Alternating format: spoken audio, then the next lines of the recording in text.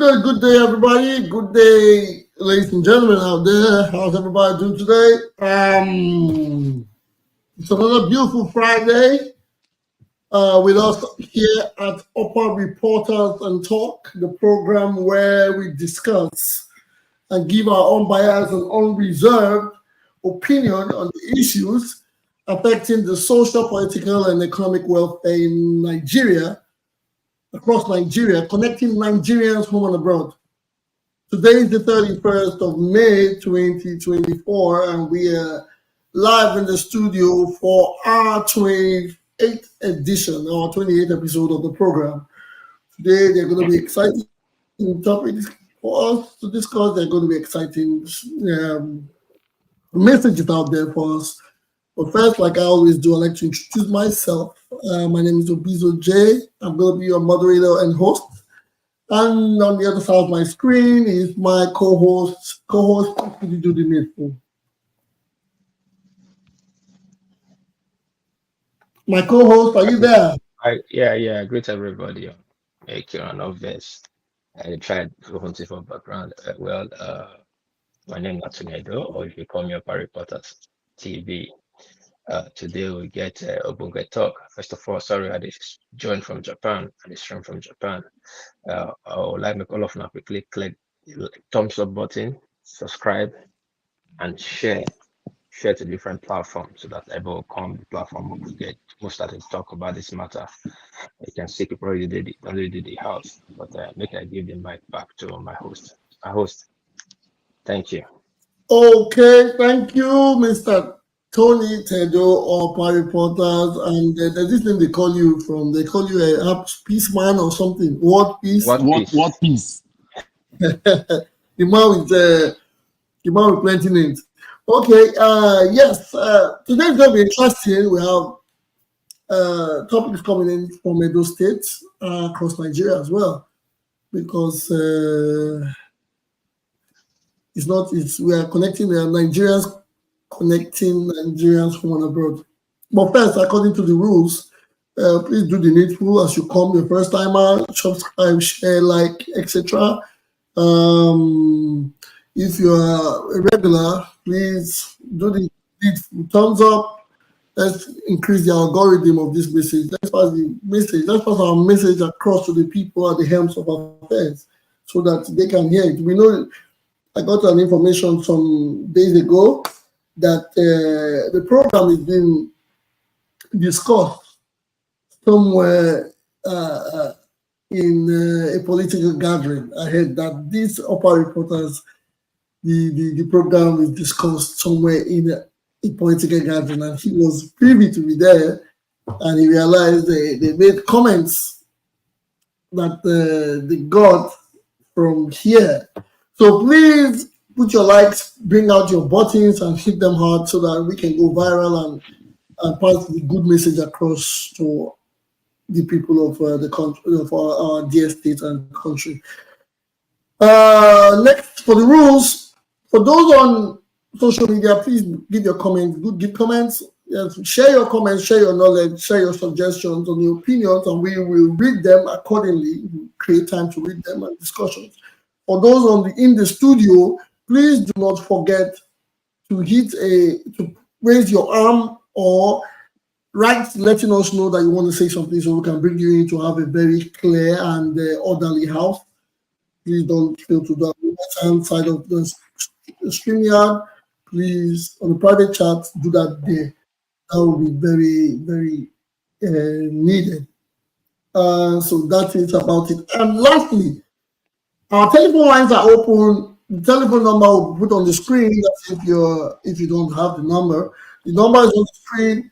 Please feel free, call in, no matter where you are. WhatsApp calls only. Call in to tell us your suggestion on the topic or whatever information you want us to have. Call in, make it easy, free, and we will go further from there. Now, let's go to the topic of the day. As usual, we give you our topics. It goes with the flyer. And today we have, first I'll say, Edo APC Senator Monday Okpebholo received 120 billion for fixing Benin-Auchi Express Road. Benin City. The second topic of the day is insecurity rocks Benin City as court clash claim live. Just before elections. Thirdly, EDSG. Governor Obaseki is set to highlight his achievement as Edo State governor for 8 years. Yes, these are the three major topics for today, although, like people say, I'll use the Pidgin English slogan, they say not talk, they bring talk, and they bring talk. So while we give the breakdown, while we give the discussions, I know we might digress at some point or go from one discussion to another. But first, I'll leave it to my co-host to tell me which of these topics we are going to start with. My co-host, are you there? Yeah, my brother, I did hear. Yeah, first of all, what we start with Okpebholo statement. According to Ram, say federal government given 120 billion. I find it difficult to understand whether or how they can something on speech or they can maybe a mistake or a gaffe. I don't really understand how much be the budgeted for roads for Nigeria, where they would they give him 120 billion to do Benin-Auchi road. So I find it very worrisome. And again, since when our senators become contractors, where they give money to do roads, these are the areas we will get to look into and get to ask questions. Things have to be, we have to change things. If you do things some certain ways, when they expect result.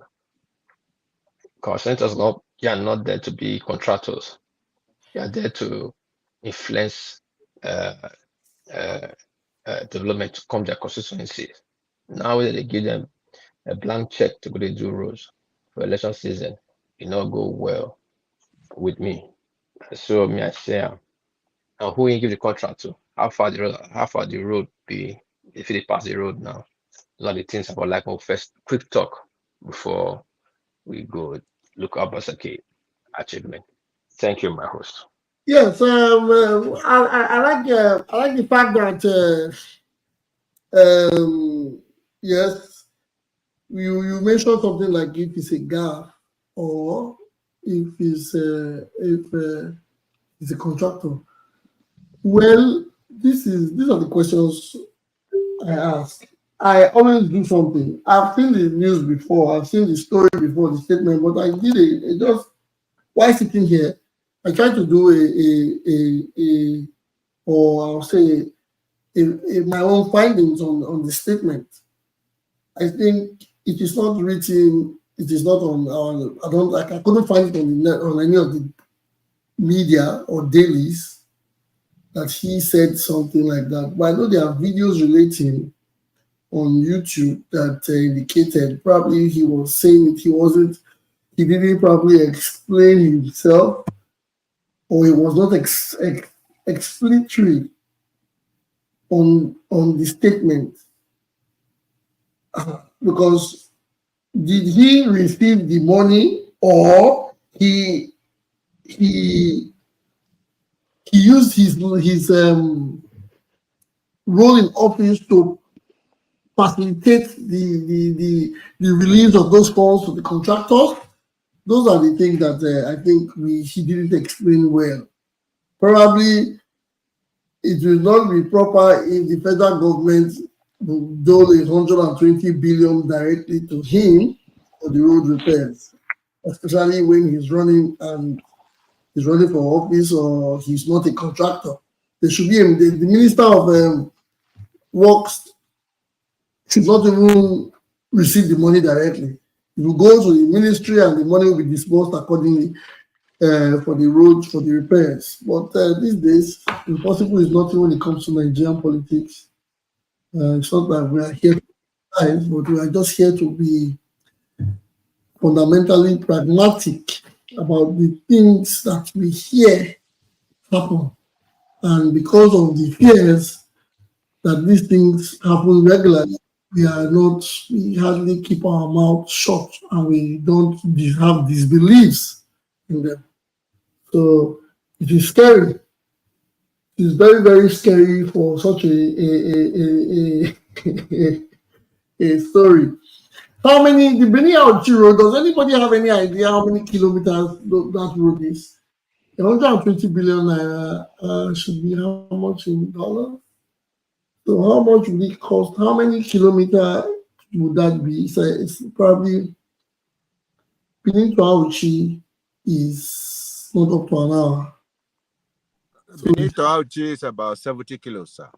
70 kilometers, right? Yeah, because I went to Auchi Polytechnic. It's about 70 kilos. Okay, that would be 70 kilometers, yes. So that means 120 billion, that is 1 billion, 1.5 billion per mile. It's not the whole stretch. It's not the whole stretch, though.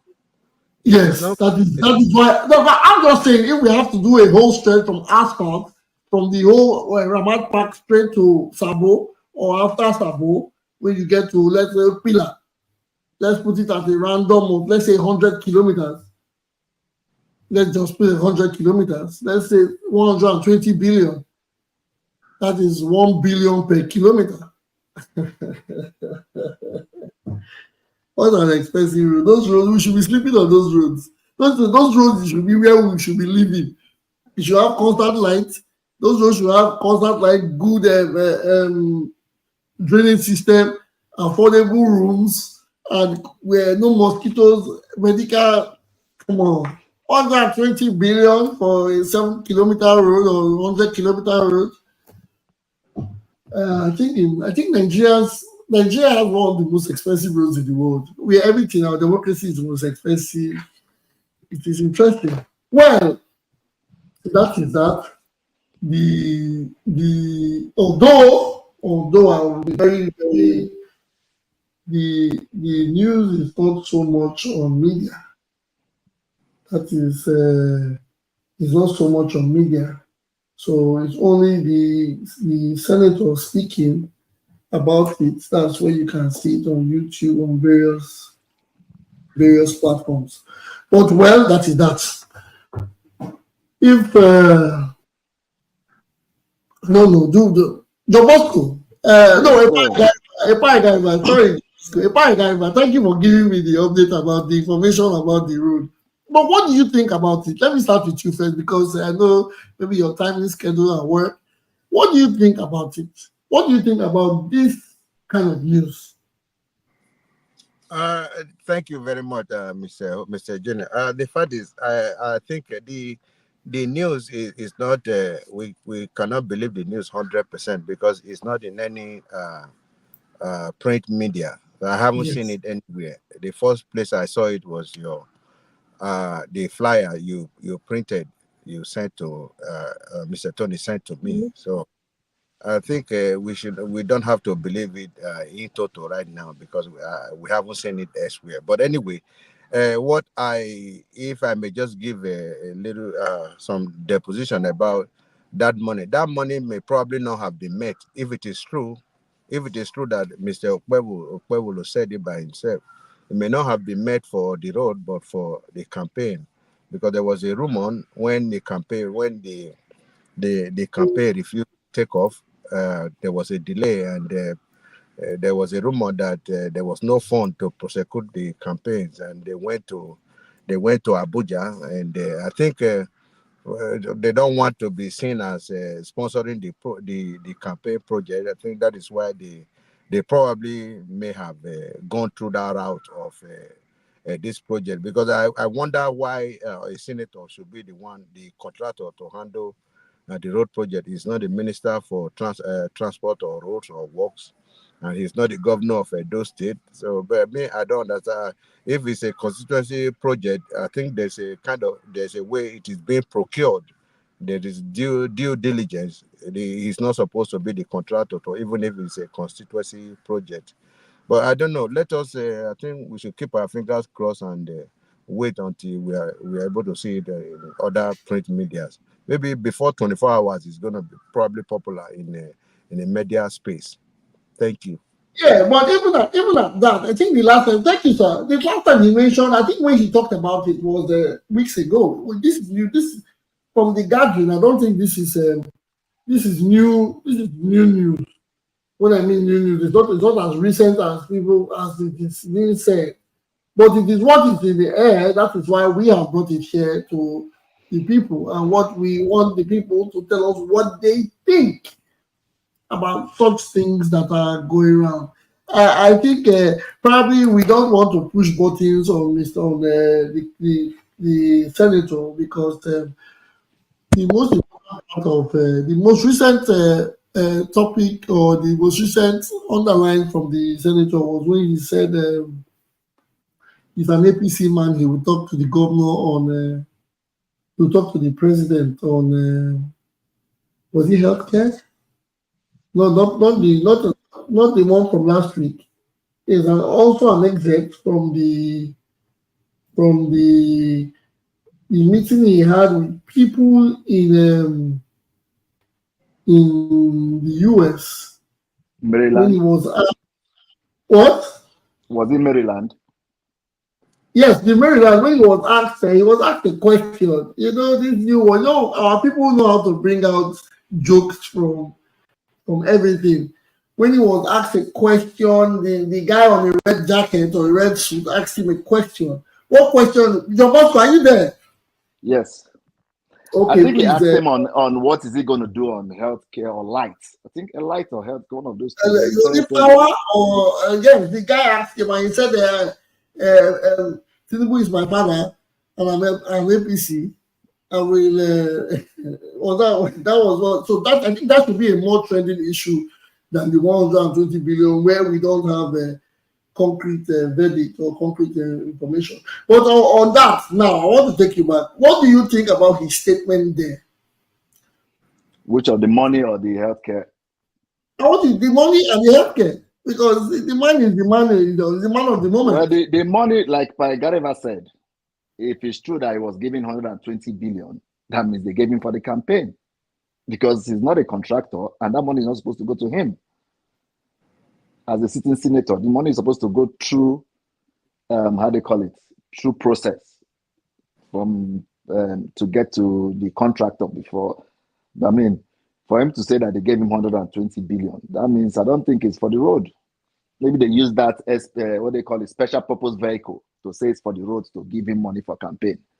Because like Gareva said, I've heard that story too, that the campaign is bleeding for finance because he spent a lot of money during the primaries.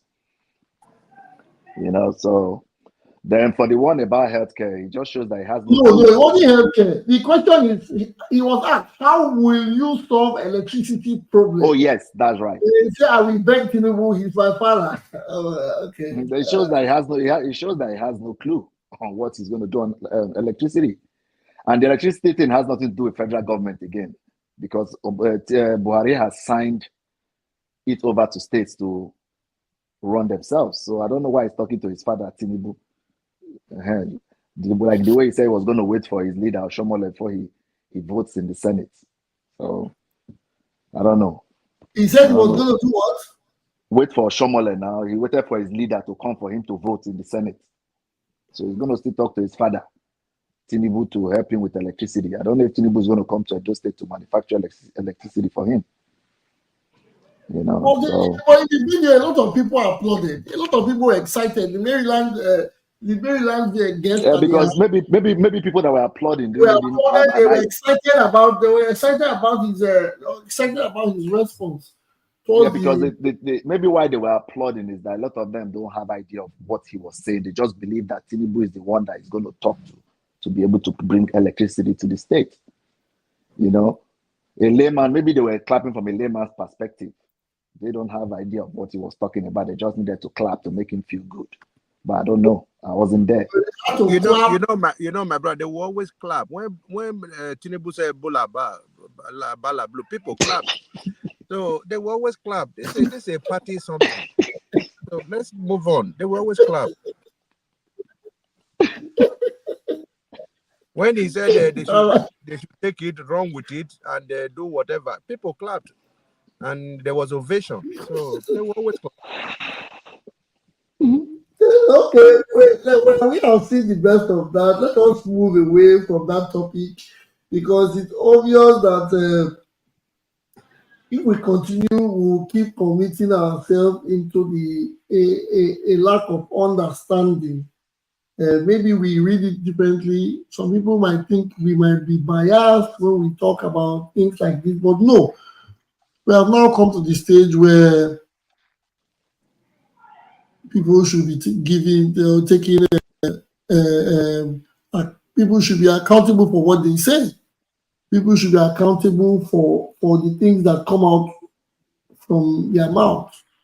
Yes, if you want to be a senator, if you want to be a governor, you want to be a leader, we have to hold you accountable for the things you do, the things you say, and the things you promise. That's part of the saying. So, but well, we are not going to dwell on it. We are going to move ahead to the next topic, which is a sad one. It is the insecurity going on in Edo State at the moment. It's the insecurity in Edo State. Don't think okay. For several months, there's been calm. Nightlife has been very superb. I've seen that. I've heard that from people. I think I saw that firsthand myself. Benin nightlife was all bubbly. Yes, no rain, no bloodshed, no robberies, no complaints. Yes, one or two things will always happen, but the nightlife was peaceful and enjoyable. The people had it. Weekends were beautiful. But there are real sad reporting news coming from Edo at the moment that lives have been claimed and there's a clash. A clash. People call it court clash. I call it confraternity clash. Yes, confraternity. They have started again with it, and there's unrest. First of all, yes, every time we go, these things happen.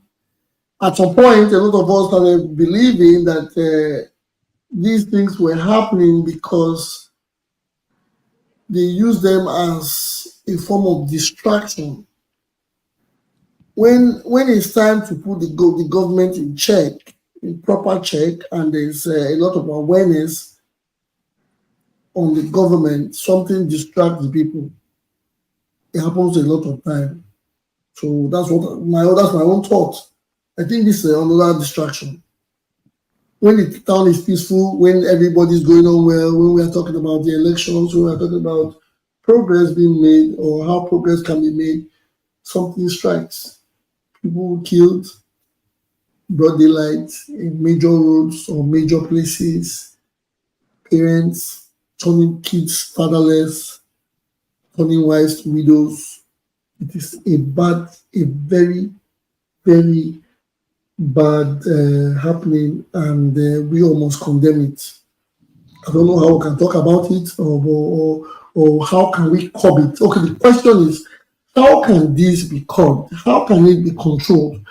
I'm not going to say it should be, I don't know how, I would like to say it should be eradicated, but I might be extreme when I bring my own ideas. But what are we going to do about the insecurity in our city? This is the only place where we go to, when we go out, we go far and wide. Anytime we go far and wide, we always think of one place.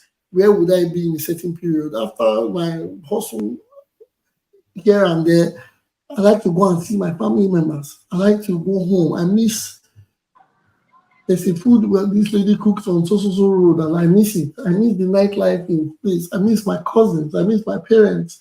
Oh, my sister, she's married. She works here. She lives here. I need to go and see her. If these things continue to occur, what's going on? What happens to us? What happens to us? So how can we have this controlled or curbed? I don't want anybody to come and start blaming any government or parastatal here or government official. I don't want it. Please. I know we can blame government from here till for everything, because people blame government for or being a part of everything because they are in power and they are financed to control it. But okay, now how can we give the government an idea of how to curb it or how to control it? Let somebody, my co-host. Let me give a little bit of my own because it's a small thing. This secret court war issue is becoming a pandemic in Edo State. Is a priority issue where the governor or the government is supposed to take to heart and to act on quickly. But unfortunately, it's like according to Abacha, if any uprising lasts under 24 hours, the government has hand in it. Since this thing they get reoccurrence, it make me to believe that somehow politicians are benefiting from it.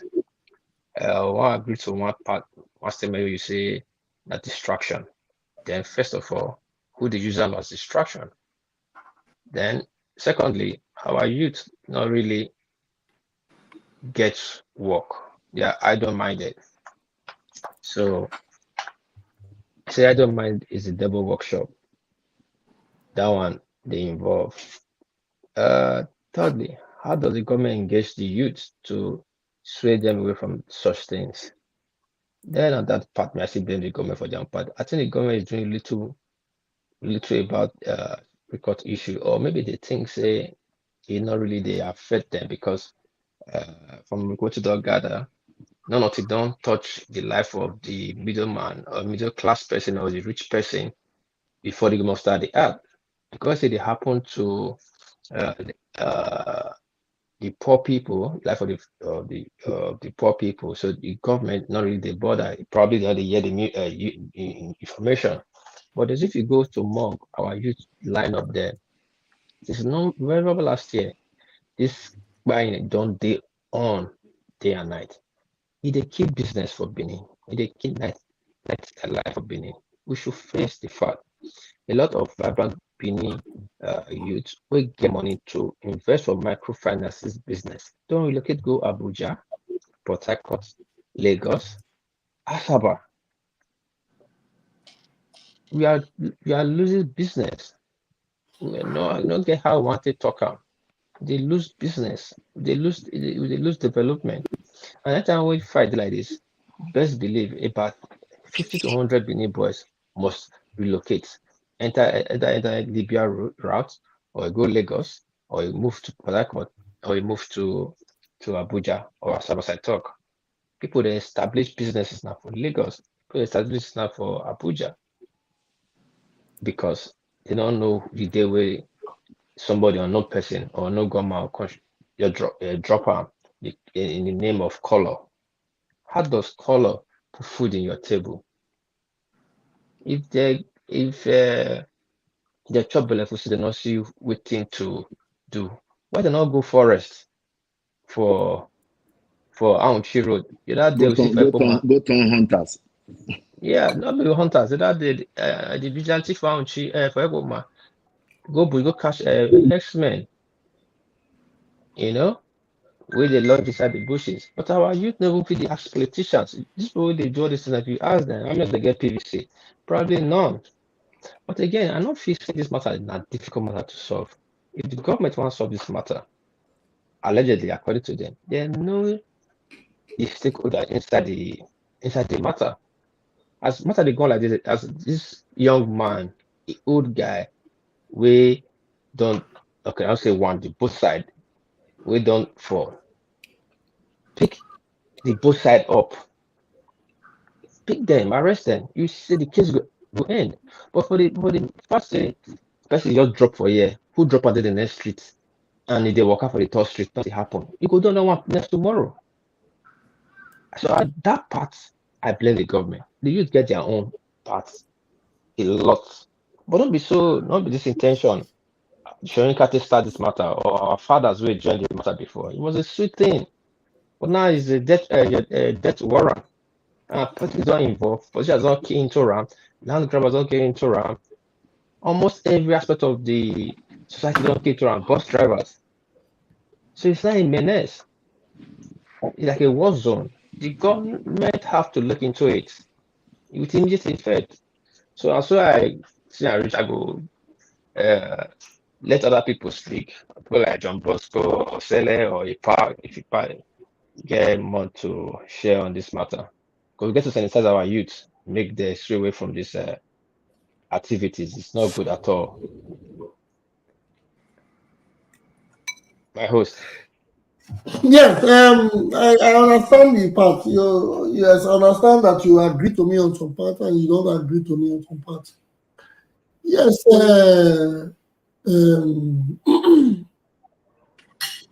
when you say you hold, you want to government. I know, like I said, government,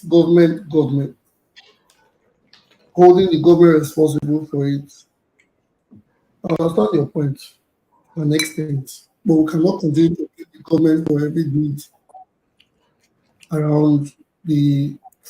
around the country. Yes, because these are individuals and they're responsible for their actions. It is free to join, but what you do is at your own expense. You cannot stay because you are going to be a member of something, an organization that somebody else has created before you were practically born, and now you are part of it. You're wanting to take laws into your hands. I don't believe any confraternity. I don't believe any of these associations has this on their bylaws or their rules and regulations. I don't believe so. So individuals going to buy. Let me not use because of the people going to buy people have those. Let us not put it on the name of their confraternity. And the individual that goes to buy another person or that chooses to go buy another person has his or herself to be put in front of the books. It's not because of any color and anything. So when we say let's cannot call government to that, these people have done what they want to do. I remember the only thing that can put the government in is when you put a law. These days, we don't have decrees. In the military era, there were decrees. For such things, they give you death penalty or they give you 21 years imprisonment. I know I can remember examination malpractice for 21 years imprisonment in the 80s and 90s. There was a decree. So when a decree or a law is put like this and it's not amended, if they can give 6 months to spray money, a person that sprays money in Nigeria, they can give 6 months to a person that sprays money, or they can put those people in jail. A person that kills another or that buys a person that is involved in buying another person should not have any. There should not be any form of investigation safe. As long as they find out, yes, you are the person that you have done it, and they are witnesses and the fact, and you commit and you confess to it. Give the person the room to walk the miles, and then a lot of people will learn. Although still it will be difficult for some people to learn because when some people think they are under certain influences. I don't think they are under influences. Some people feel because some people think they are in a group or association that has them covered. When I mean has them covered, that nothing will happen to them no matter what they do. Because they are in a certain group or association, or they belong to a certain tribe, or they are connected in a blood that's to somebody along somebody's line. But when you put those things in place, our people don't like, our people love freedom. Our people have fear of not being free. That is number one for us. I know that the freedom we respect most. The way you put those things in place, tell them you will lose your freedom for a while, and we mean it. then they think you are playing. In a case like this, you bring them out and you give them. So when they come, when those set of people come back, or when the people that are on ground begin to miss those people, they realize that change is the only thing that's constant in life. So I think that's the way to curb it. I don't think we need we don't need to go because you said something about if what Abacha said. Yes, now we are all everybody's now quoting Abacha, the most hated head of state of Nigeria. We are not quoting. Yes, Abacha now has good quotes.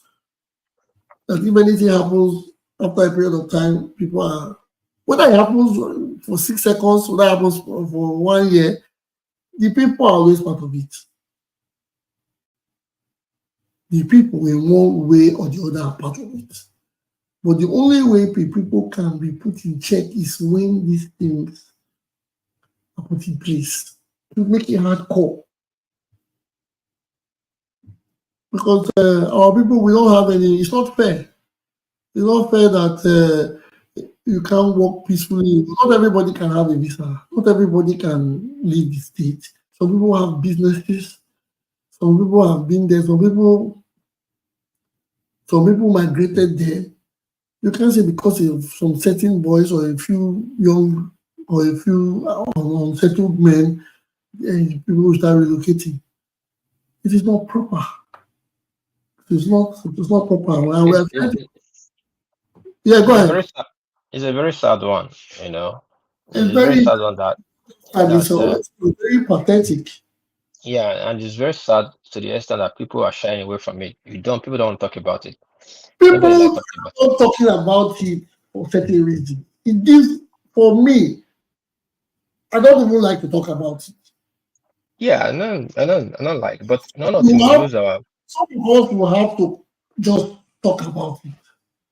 Why so many people don't want to talk about it? It has eaten deep into our society. We be say, you don't know who belong. Go reach our security agencies. Most of them they involve in all these things. And sometimes when we call out government, they not be so we just want call out government. They swear to take care of security and lives and properties and all that. And government sometimes they make this thing lucrative for these guys. I can tell you, it gets some states you go now. Most of the leaders of these court groups, now then they manage motor parks or handle one or two business for government. So if they make am dey lucrative, that make some of these man say some boys say they jobless. They won't go join all this because if you know they lucrative for them, I don't think say anybody will go put hand. So now my own this be that. So that makes so many people don't even want to talk about them because if you go deep down inside the matter, it will tire you. It will tire the kind of people they involve. Go reach government. There's a BBC documentary about it. Some top class people they mention their names on that interview. Say, retire me. So who want cover? You understand? Not be say if the government won't do and they not do am. There were people I talked with one security guy, one policeman. He tell me say they caught some boys when they do these court activities. At the end, they find out say somebody come to defend them because they say their court group they register with CAC, Nigerian Corporate Affairs Commission or something like that. So they only charge them for illegal possession of firearms. How come firearms, this arm proliferation, arms full everywhere? How come? And we get security agencies. You know the amount of weapons and guns they streets unlicensed. So sometimes I just tire because we don't really know where to go from this thing because it deep down inside our society. Because I can tell you, I don't follow up this matter right from November last year. If I tell you the number of people don't die, even they underreported, not only in Edo State, they underreported. I don't know even our media houses, they know they report these matters. And they tell you, you get where you don't even reach safe. I don't even they fed up with the whole thing. It's very painful. So our people just die like this and we don't look at terrorist attack with this, not terror attack, not terrorist, not terrorism with this. What about the government? We know they play their own role. Like my whole stock, there's no consequences, there's no draconian laws, and these people are not invisible. I think Oshomole did something like that before when he invited the heads of the group and picked them up. Though that would not stop the fraternity, but that will let people know there's consequences. if you do it in the open. Now you can have slap person that have two fighting. By the time there are blood on the street, then people have to do jail terms. But unfortunately, it's not like that. People are just walking freely. That is the big issue. That's why the thing will This is happen. my own take.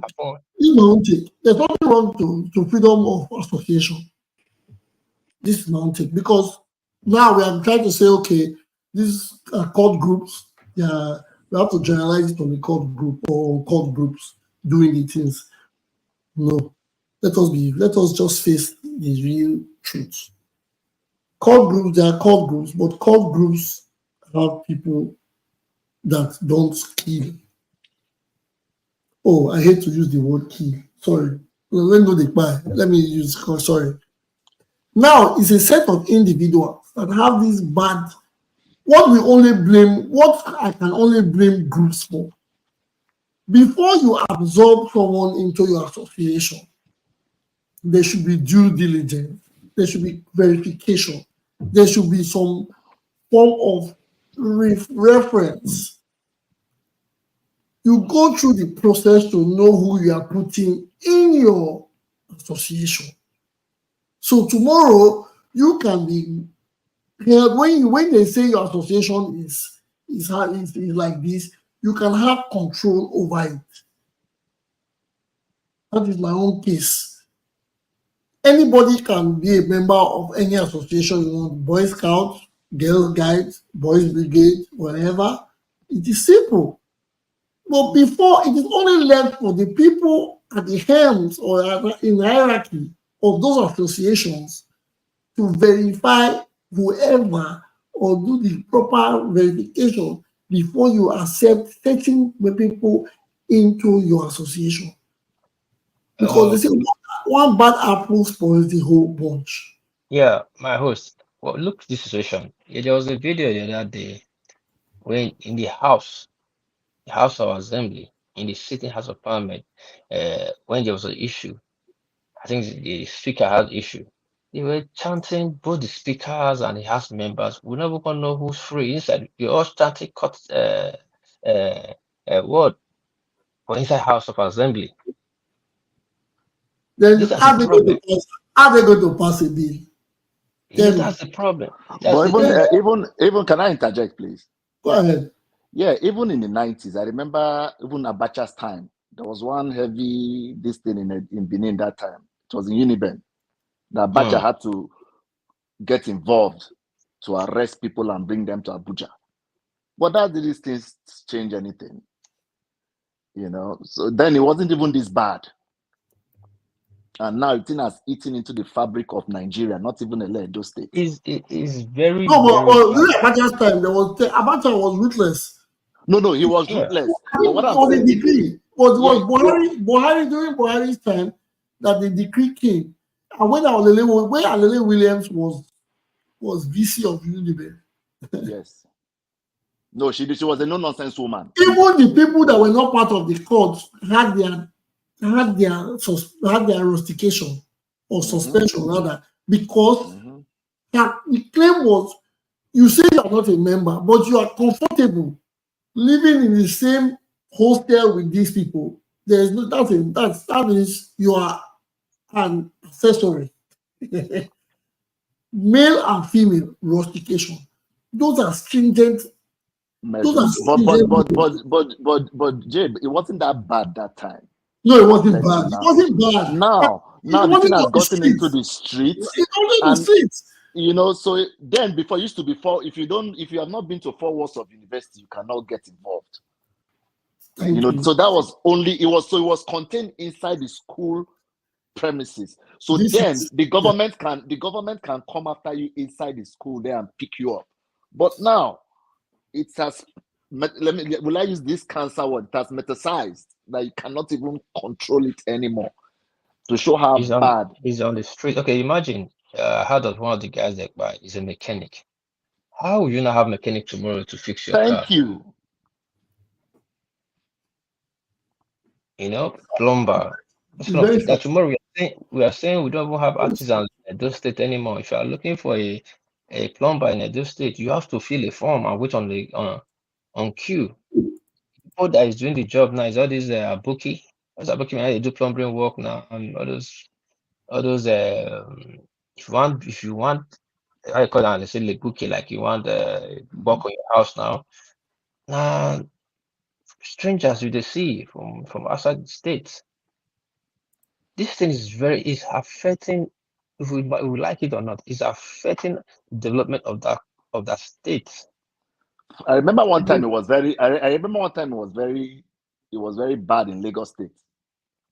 You have to the government have to see the problem. The government have to sanitize from the government, because like the last speaker said, the police, they are involved. The politicians spoil these things. Not even politicians they put hand on, they spoil. Even some politicians are members. So all I said, Mr. Tony, almost all. Mr. Tony, Yeah. recently, during the time of Solomon Arase, the government can't do clean up for Benin now, change most of those police officers. I don't know that one, I forget. You know what to say now. It's not up to 10 years now. In clean up the system small. But as soon as he left. Police those police don't due to don't due. Okay, that day last year there was it was last year there was a rumor allegedly one of the policemen was involved in buying his friend. Now I heard that guy have relocated. So you can imagine all these things. Okay, during this guy first time, or was this his first time or before his second? I think second term. A policeman were buying upper. What did the commissioner say? That stupid commissioner there, Guando. He came out and said, "Oh, the guy was involved in secret court activity." How can you say that on uniform? What did you want the commissioner to say? He said that he has it is. You know, okay, you're saying is one thing. Why don't you move into action to sanitize the? Imagine. Do you know that if he moves this into action, do you know the whole police might be wiped out? What action? Imagine a policeman now. You are a policeman. You are fighting law and you are trying to get law and order. You are fighting unrest. You are fighting insecurity, and part of your team is part of the insecurity. Do you know how it is? It's very difficult to fight. You know, how can you fight it when you people you give even these days try to interject. Do it. These days you even see young soldiers in uniform doing courtesy on YouTube. So it's not like it's only a Edo State thing. Just because we're not hearing Edo State more. Because for me, the association, having the association, when they say anybody can be a member of, anybody can have connection to association. These things are done worldwide. It happens in Abuja, Lagos, Ekiti, Ondo, Delta. But why is it that there's always unrest in Benin? How many times have you heard that they are fighting their communal court clash in Lagos? So people, Ikeja has been shut down. People are not going out at night. Those people only having parties and paying rent for. No, Junior, it happened in Lagos one time with Ikorodu, but remember the Ikorodu boys used to rent. Yes, Ikorodu, Abi. You can see Ikorodu. All over Lagos. So you cannot say that it doesn't affect business in Victoria Island or Lekki. You can't say we affect Lekki. They will find the head of the court in that state. I know. Show him on national TV. Junior, can I say something here? Yes, Mr. Bubusala. Yes, it happens. Just I was watching Arise TV this morning, and there was a lady, a police woman, that they've started a program in Lagos now, where they are trying to they want to get this thing from the roots, and it has to do with court. Instead of the woman was saying it's more expensive to charge a criminal, so they should do preventive measures. Measures. And it happens in Lagos. There are some areas to go to. Now, the dynamics of Lagos is different from the dynamics of Benin. And Benin is smaller. It's smaller, which if, for example, now, their nightlife in Benin is surrounded around, say, Boundary Road, Ihama, Second Ugbo, there and that. So anything happens, you can feel it. But the nightlife in Lagos is everywhere. You can't, except you want to start shooting on 10 Milan Bridge and blocking everywhere, which is almost impossible. So it happens everywhere. Now, this is what has happened, in my opinion. It used to be within the school environment, right? Half of the people, the vulcanizers and the mechanic and the keke drivers that are cult members, do you think they are really associated with the what's it called, the group inside school? No, it's just a bunch of people hiding under an umbrella saying they are under a certain group. Cult is bad. Let's put it like that. Cult is bad. Cult is bad. Yeah.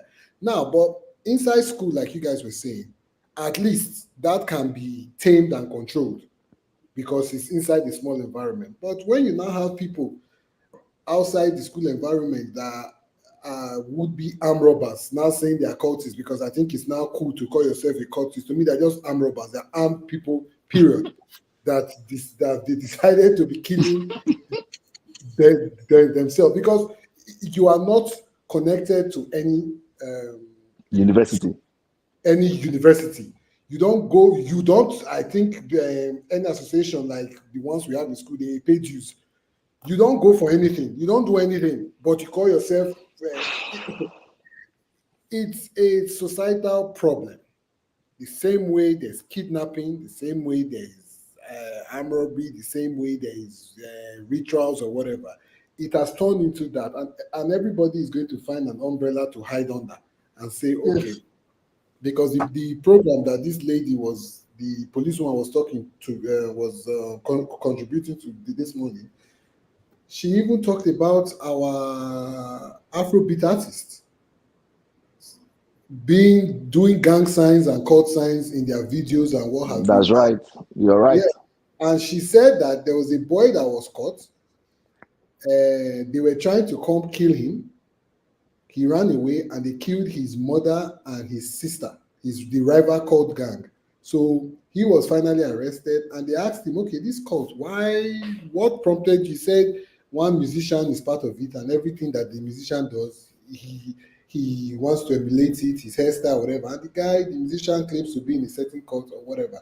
Now, I don't know who that musician is because they didn't call names or whatever it is. But you will be shocked that guy, the so-called musician is trying to emulate, did not even go to a tertiary university in Nigeria. Probably joined cults in his music studio with a bunch of his friends. No, it's true. That's the truth. So, you are dead right. It's true. Yeah, so this thing is not. We just don't want to call names. We just don't want to call names. Yeah, no need calling names. No need calling names. Exactly. It's a societal thing. Now, even take in the US, there's a basketball player. I can't remember his name. He's always getting into trouble, carrying guns and. The one in New York. I think the one in New York. I think plays for New York or whatever. And somebody came out and said, "Dude, you are not a thug. You are not in a gang. Stop acting like you are in a gang. You are not in a gang. Stop this thing." But now, because he has a platform, he has an audience, he's showing gang signs, I want to be a bad guy. I'm like, dude, you went to university, you went to high school, you are not in a gang. Don't get yourself in trouble. So it's the same thing here, where what has spilled into GRA or whatever, where you now have keke drivers and what have you, it's just a breakdown in society, where social media has played its part as well. Though we have had these court violences before social media came or whatever, but then it was a thing that you could pinpoint, okay, when we were in school then, there was a cult fight. Everybody involved was a student. They showed them on news, they showed them everywhere. We all knew them, they were students. And they were easily tracked. They were easily tracked because they have a matriculation number, they are students of a faculty or a department. Now, the Okada man that will carry you to school say he's in court. Keke for organizer will say he's in court. Which Gateman and what have you written jam? Now there are even some cults now in Lagos that are not even the ones that we know when we're in school. There are cults in Lagos now that it's in some areas, like I would say, you can't go to those areas when they're having their clashes or what have you. Festival or clashes. No, when they are when they are the rival courts, they're having their fights, their gang fights or whatever. You can't go to those areas. It just so happens that Lagos is kind of spread out. So if it's not in Lekki, VI, Island or Ikeja, GRA or places that people are used to, but inside Ikeja, Surulere, Yaba, Lumosho, whatever, those things are going. Even in Aja, in Badore, those places, those things are going on, and they are neck deep into it. And okay, let me give you a good example. There was a guy that fixed my generator. Um, he came. I was calling him one time, and he needed to fix my gen. His phone was switched off. Then he said he stays in Orile now. I said, how can you leave the island to Orile, but all your customers are on the island? He said, bros, they are disturbing me to come and join call too. I say, you, generator, waiting you want join call for? He said, they're not letting rest. Said they are disturbing him badly that he had to just move to his family house in Orile. I said, so how are you going to continue your business? He said he doesn't know that every now and then, if he has customers, he will come, but he has to charge more now because transport is more. The boy had to run, literally. And I said, why are they targeting you? Because except you're hanging out with them. He said, no. That what they do is that the young boys around the area that have some kind of means of livelihood, they collect money from them, taxes. Oh, they fix gen now. There's no way you will say this week you have not fixed 2-3 generator. Okay, every week it was 1,000, 2,000. So if you join them now, you will not pay the tax again. You will not pay from the rival people now. The rival guys. So join them, they will protect you, those other people. So it's turning into something else. It's not school anymore. It's not anything. I think Lagos State just passed a bill now saying death sentence for cult activities. I think they just the bill is in the house. I think I heard that Lagos State is trying to pass a bill where it says for cult activities now it's not a death sentence or life in prison or some crazy stuff like that. So the whole thing has turned. It's a societal even in the Western world, so they have gangs. That is still a menace. That is a menace, even with all the security apparatus they have. Like Chicago is a menace, but Chicago, the whole of America, the whole of the city in America, they have. Now our own state we'll talk about. Our own state, our very lovely states where we used to go around, drive, go in Yara in the morning, go eat bomb and all that. It's not happening anymore. Now, why decadence? That what we say not they happen? I don't really know the effect of and another thing when we talk about now the level of hard drugs for streets. So many people don't work. That's another one. That's another one, and this one I can give you. I can give you. There's the guy head of our security committee in my estate here. There is just outside our estate, like the fence that borders our estate and the next place. There's a building there. It's like a small warehouse, I would say, like a small store. Let me just say store. During the day, there's nobody there. It looks abandoned, but at night, you see a truck come, like a van or a truck. Then you see like passenger cars, different cars. They are there between 2 a.m. and 5 a.m. Then you won't see anybody. Last week or 2 weeks ago, NDLA came to bust them a place now. The place is the drug house. So the truck will come, bring goods, everybody will come, collect theirs between 2 o'clock and 5 o'clock, and that is the end of that. Everybody, so during the day, you don't see anybody there. NDLA came, bust the whole place, carry some people there when they meet. And so drug problem. Even the VGC self, I heard that one is drug capital of Lagos now.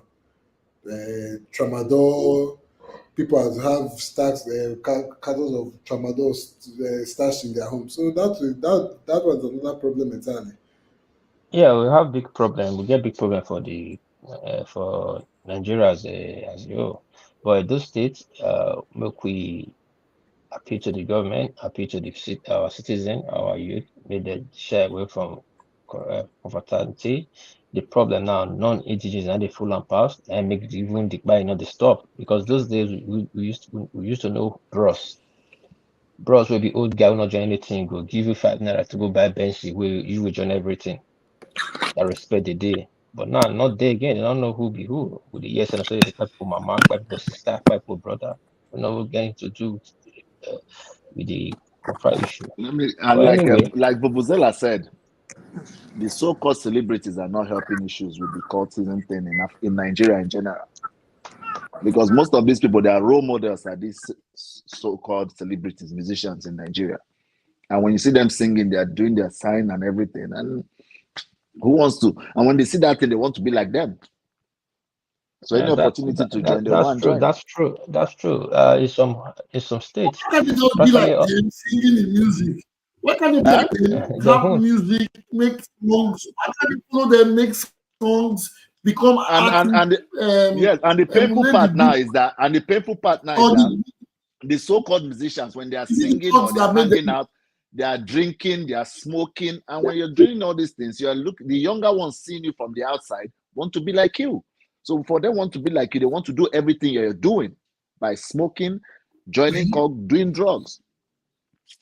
And they forget that these people that are doing it, conscious music does not really make great artists. When I mean conscious music, if you have an artist that is thinking about a failed government or a country that is having poor people, nobody will listen to that music. Exactly. They either want to listen to violence, nudity, splendor, enjoyment, sex, etc., etc. Those are the ones that sell. When you sing love, they say that's what sells. See the lady that did a video of the lady that did, I think you guys have seen it. The lady that did a video with Nedu, she went viral because of her statement. If she had come to speak about the mathematics debate that she won, nobody would have heard it. But because she came and wanted to be a superstar, just like Big Brother Nigeria. Do you know how that thing takes away time from those are the immorals that sell. But if they do a competition now, a science competition that people don't love, they have all those competitions. Nobody will watch. Those they have the competition steady and nobody really bothers to listen. People don't think everything on data on social media now is a trend. Yes, imagine the registration of INEC don't start for Nigeria. How many people go out now to participate? Which people they hide their head now for inside house? So these things they really affected the states. Our own now will really touch us fast. We will use this media to beg the government, beg the people, make the disease from secret court activity. It's not good for anybody. If you just raise speaking after 30 years, once bullet will not cost reach 500 naira, then go take the person life. Come on, you take on that 20-30 years again to raise. But the leaders of this group need to do something too. They are leaders. They have leaders. I think we don't. That's why I'm not really particular about the government. Yeah, the government. We can't keep blaming it. They have leaders of this. I'm particular about the people and their leaders. But that's what both of them. That's what both of them. So if the government tell them to go and put their hand in the fire, to go and burn their hand. But I have a question. Go ahead. Let me ask you a question. Now, apparently somebody got shot in Benin, right? And this whole conflict started. The people that are hiding, that can't go out and everybody run into the house, are these just because I was in Benin for 2 weeks? Is it people that have been involved in court that are hiding, or just citizens in general? Citizens in general. So nobody goes out. Young male in general. Young male. Young male that are hiding themselves. Are their hands clean? Thank you. Yes. And I can bet you, if you see 10 of those young men in Benin, 6 or 7 are in that thing. I moved around when I was in Benin. I know my hand clean. No, that's what you talk about. Is you are lucky. Now, there's a scene that happened in December where some folks came back from abroad. They were enjoying themselves. Yeah, some of them were by the level, but some not just there at all. Just out with their friends. But that's the mistake identity. mistaken Let You me have identity. that's say, the, no, listen now, that's the problem right now for the natural states. damage. I may get that. I understand that. But what I'm saying is that I kind of know the people I hang out with, in my You opinion. cannot. I know, I understand, but you cannot really tell from And Yes, Tony, sorry to interject. What is the percentage of innocent people being fallen or by in this situation has been happening? compared to What the is the ones that percentage compared to the ones that are part of the no, we're not going to the use percentage. Life, not life. One is too It's much. just anybody can fall victim at this point. Just Yeah. walk away, then keep yourself inside one place So the because best thing, when these people don't see who they want to go for, they might start a robbery. When they don't like yeah, you, the teachers like you, they this can. guy, I know this guy. They have. That's one I know this person. guy. Okay. See This on is that a one that sponsor. said it. See the one that And said it my happened in co-host, Norway. sorry, Mm. please, we have a caller. We have a caller before. We have a caller on us. Caller, are you there? Yes, I'm here. Okay, please give us your name, where you are calling from, and tell us your submission on them. I'm calling from Glasgow. My name is Osas. Yes, Glasgow, Osas. Osas. Osas, have you called before? Or is this your first time? I think I called one. Yeah, I think I called one of the shows. Yes. Okay, thank you very much. Please tell us your submission. Tell us your suggestion on this matter. Okay, just a quick one. I'm just trying to interject in. I just wanted to make a few clarifications to what your guest, some of the partners are saying. Okay. Confraternity is not a brand. Let's just get this one thing clear. Okay. Wole Soyinka did not invent confraternity. Wole Soyinka copied confraternity. Okay. Again, somebody in Canada said in the US, in nations in Italy, those are gangs. Those are not confraternity. I'll give you an example. Freemason is a confraternity. Yeah. In Europe, everybody knows about Freemason. They have chemicals in nearly every city here in the UK. Let's just and there was another issue regarding people getting civil servant joined. That is not really the issue. We are bouncing around the main issue in Benin. We know the real issue in Benin. Why there is war every single month in Benin. It's not confraternity. We know what it is. So let's stop pretending as if the real issue is confraternity is the issue. Even with the death sentence, where would that be? We have death sentence in Nigeria before. People were still committing crime. But let's deal with the reason people are joining confraternity in the first place. Why has it become a criminal institution or become a gang looking like an institution? It has never been. Actually, confraternity has been people. In Benin, I know somebody, right, that never went to school just because of confraternity. He's not a barrister in Edo State. I'm just trying to give you confraternity is not. We know what the real issue is in Benin. And again, if Edo State has this bad reputation, you think, oh, everything that comes to Benin, it seems like Benin is the worst Benin. No. If you've been following this confraternity in the last 5-10 years, let's just go back to the last 10 years. More people have died in Anambra than in Benin time. And which confraternity is this one confraternity? I'm not saying the other confraternity are good. I'm not encouraging everybody joining confraternity, but I'm just telling you that there is a pattern. You know, if you want to really deal with the issue, let people start creating jobs. Let them start doing the right thing. As I said, there's confraternity in Europe, there's confraternity in America. When you say confraternity, when you say blood and curse, those are not confraternity, those are gangs. There's Freemason in the US. It's a well-known organization. Google it. The problem in my city was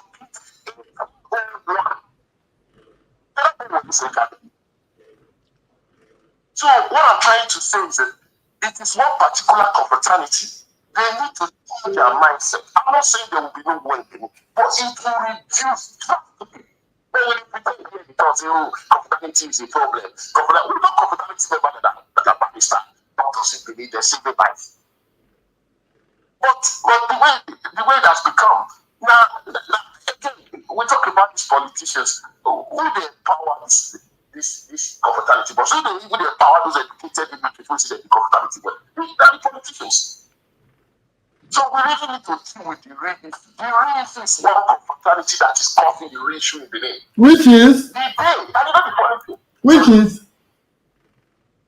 is you say there's one confraternity that's causing the problem, which is which one? What is the confraternity called? No, what the confraternity called?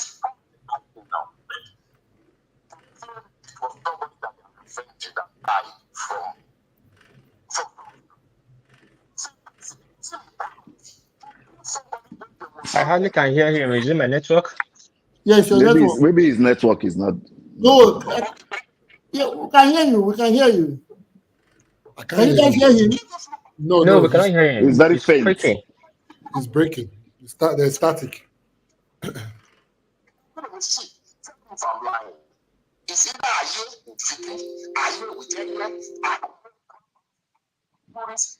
always one confraternity.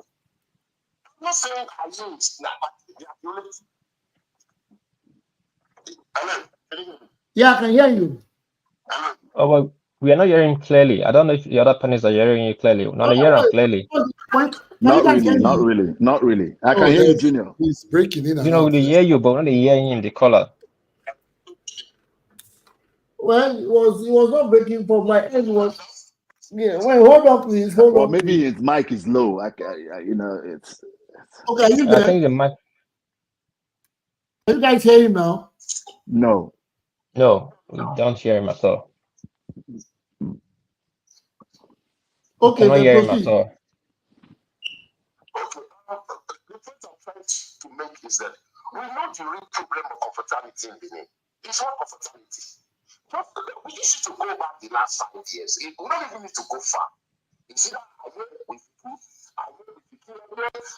it's always that one confraternity. I'm not here to criticize Aye. Some of my senior uncles are Ayes. You know, they're respectable people in Benin. I have an idea that is even a doctor in Lagos State. So I'm not here to criticize, but I'm just trying to make a point here. We should stop bouncing around that confraternity. Actually, there's nothing wrong with joining the confraternity. There's nothing wrong with joining the confraternity. I'll tell you a little bit about myself. I'm not Benin. What I remember from me, yeah, in Scotland. You have seniors, you have receivers, seniors.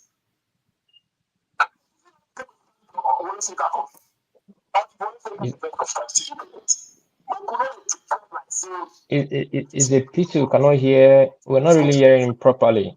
My host. Yes. I think we really need to start talking about it. It's better now. You know, those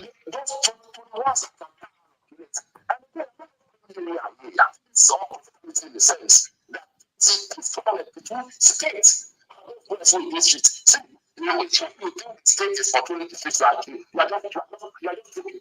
You're joking. I'm telling you the truth. And if you say police, I'll give you an example, okay? You see, we don't think Nigeria is so corrupt. You know, when it's happening, it starts. Say, oh, we see politicians, is this one. You see, I don't know what for Nigeria.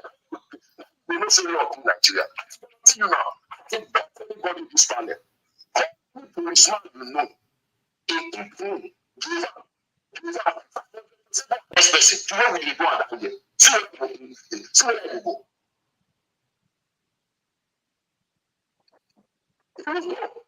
It's not going to feel love. So, Nigeria, what they can do. My host, do you hear me? Yeah.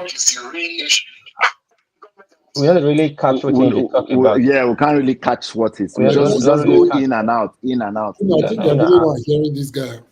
You're only one hearing him. But we get some little things we talk about the IAs. Yes, Mr. Also, I don't know why they can't hear you.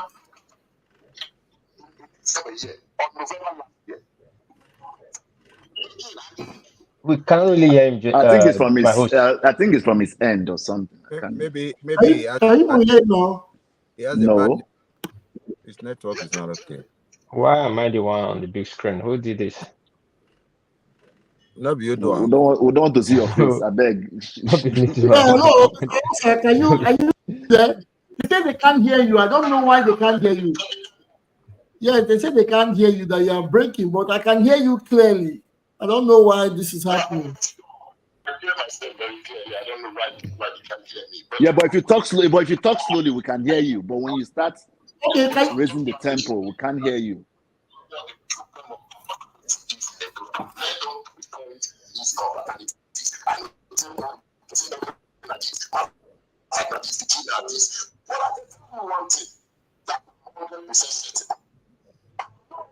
Let's say there's an issue between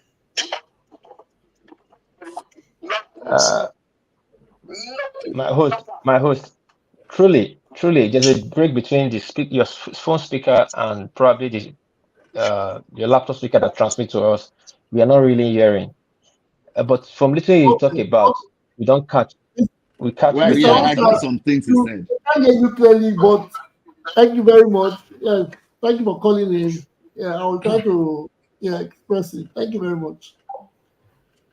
Pak Gaiba has his hand. Yeah, talk, Yes. yeah, talk, Thank Sorry, you. I'm I just okay. Can I go on?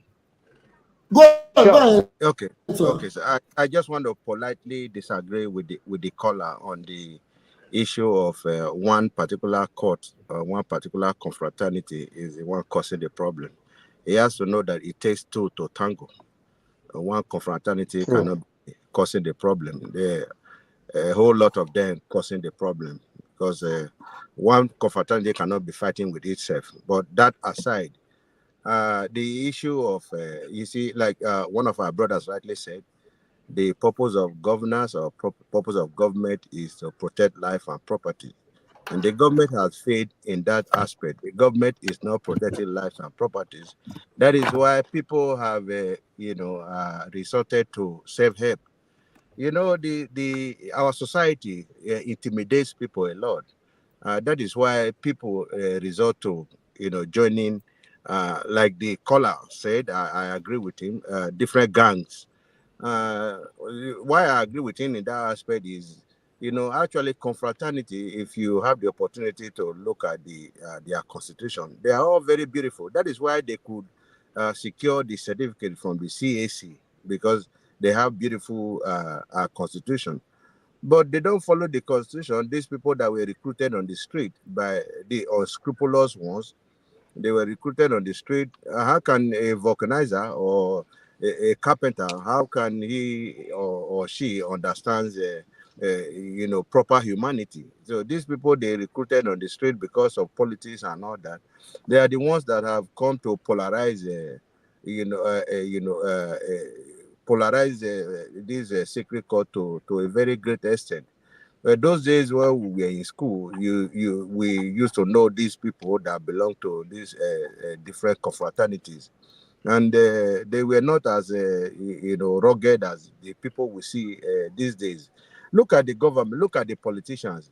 Go and make reports. The politicians they know all these people. You go to like a government house, you see them gathering under the trees. And during Oshomole, I think Oshomole had to summon different heads of or different leaders of these confraternities and gave them positions.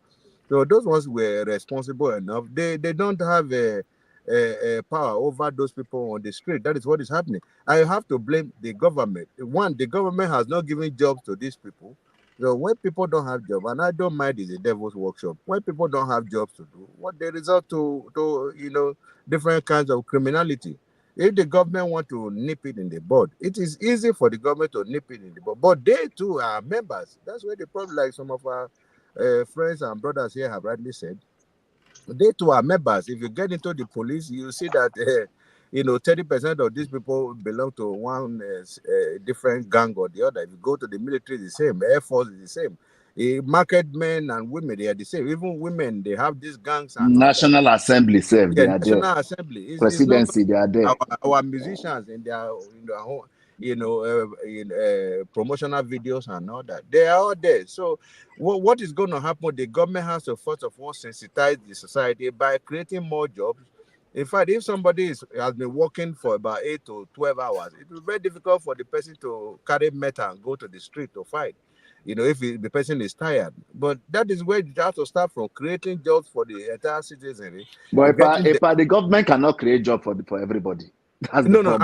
I'm not saying no. You see, that's what people use. Government create jobs, my brother. No, government don't create. Government creates avenue. Government creates environment for private sector create jobs. Let me tell you something. You see, the government that are saying the government has to first of all create jobs for the citizens. Is when the country is very developed. That is when you say government create the enabling environment. First of all, we have not gone to that stage. You see, in those like 50 years or 60 years, the government were creating railways and other for these countries. But if they become stabilized, they now sublet it to individuals or public So what kind of job do you want the government to create for people? John Bosco, let me ask sorry, let me something here. What the guy is saying is just a simple truth.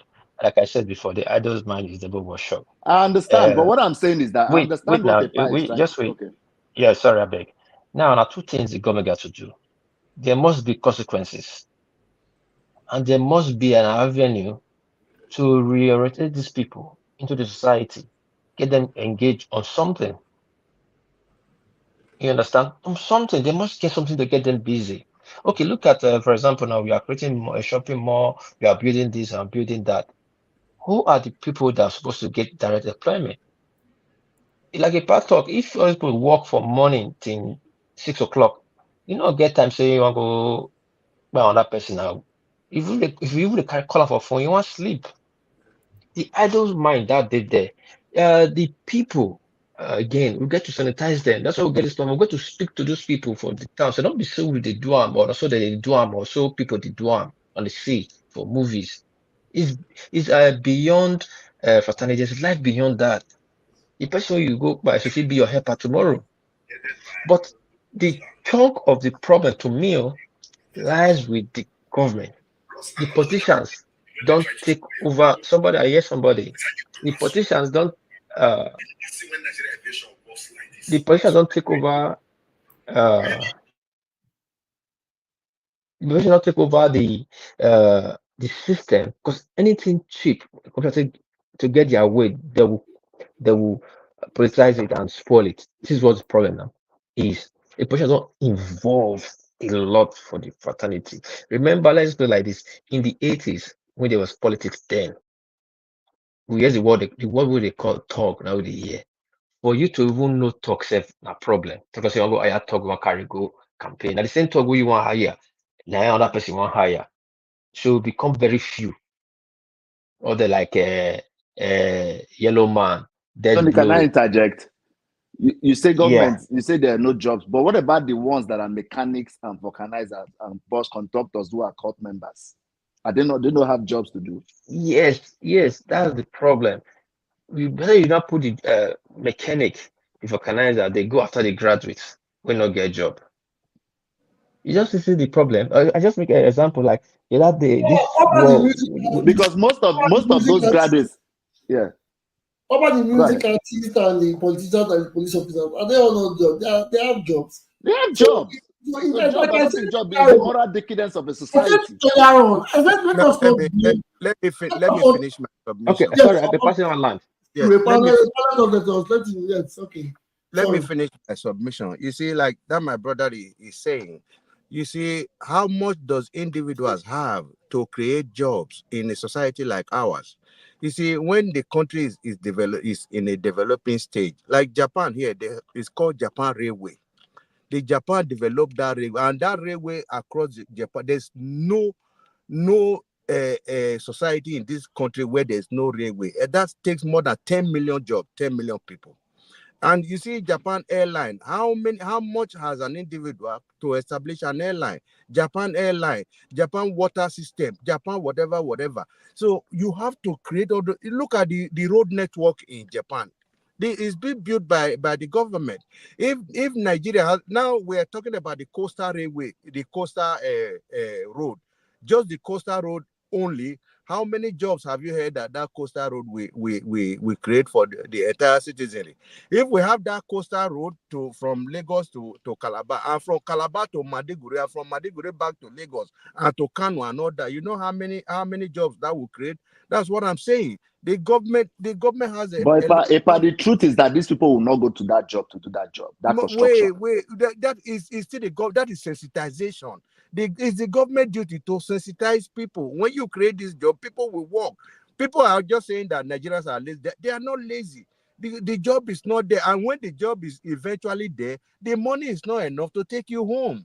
You understand what I'm saying? If your salary is enough to take you home, you want to work. If you work at the end of the month, you're getting 20,000, like people that work in eateries, 25,000, 30,000. You will not be, that motivation will not be there. You go to all this government has to create this job first, then they go into enabling environment for individuals that had made money to be able to establish work by themselves for other individuals, to be able to employ other people. That's what that this money we hear they embezzle this amount, somebody just embezzled 80 billion. If you invest that money, if you invest like the federal government now has given 80 or 90 billion to people going to Hajj, that 90 billion can create a lot of jobs for people. Why sponsoring people going to Hajj? What of the atheists? What of the Christians? What about people? What of the native doctors? Who is going to sponsor those people to where they want to go? That's what I'm saying. The government, the lackadaisical attitude of the government in not creating jobs is what is leading, making these people to go into a lot of criminalities. These criminalities are here in Japan too, but the laws are there to curb them.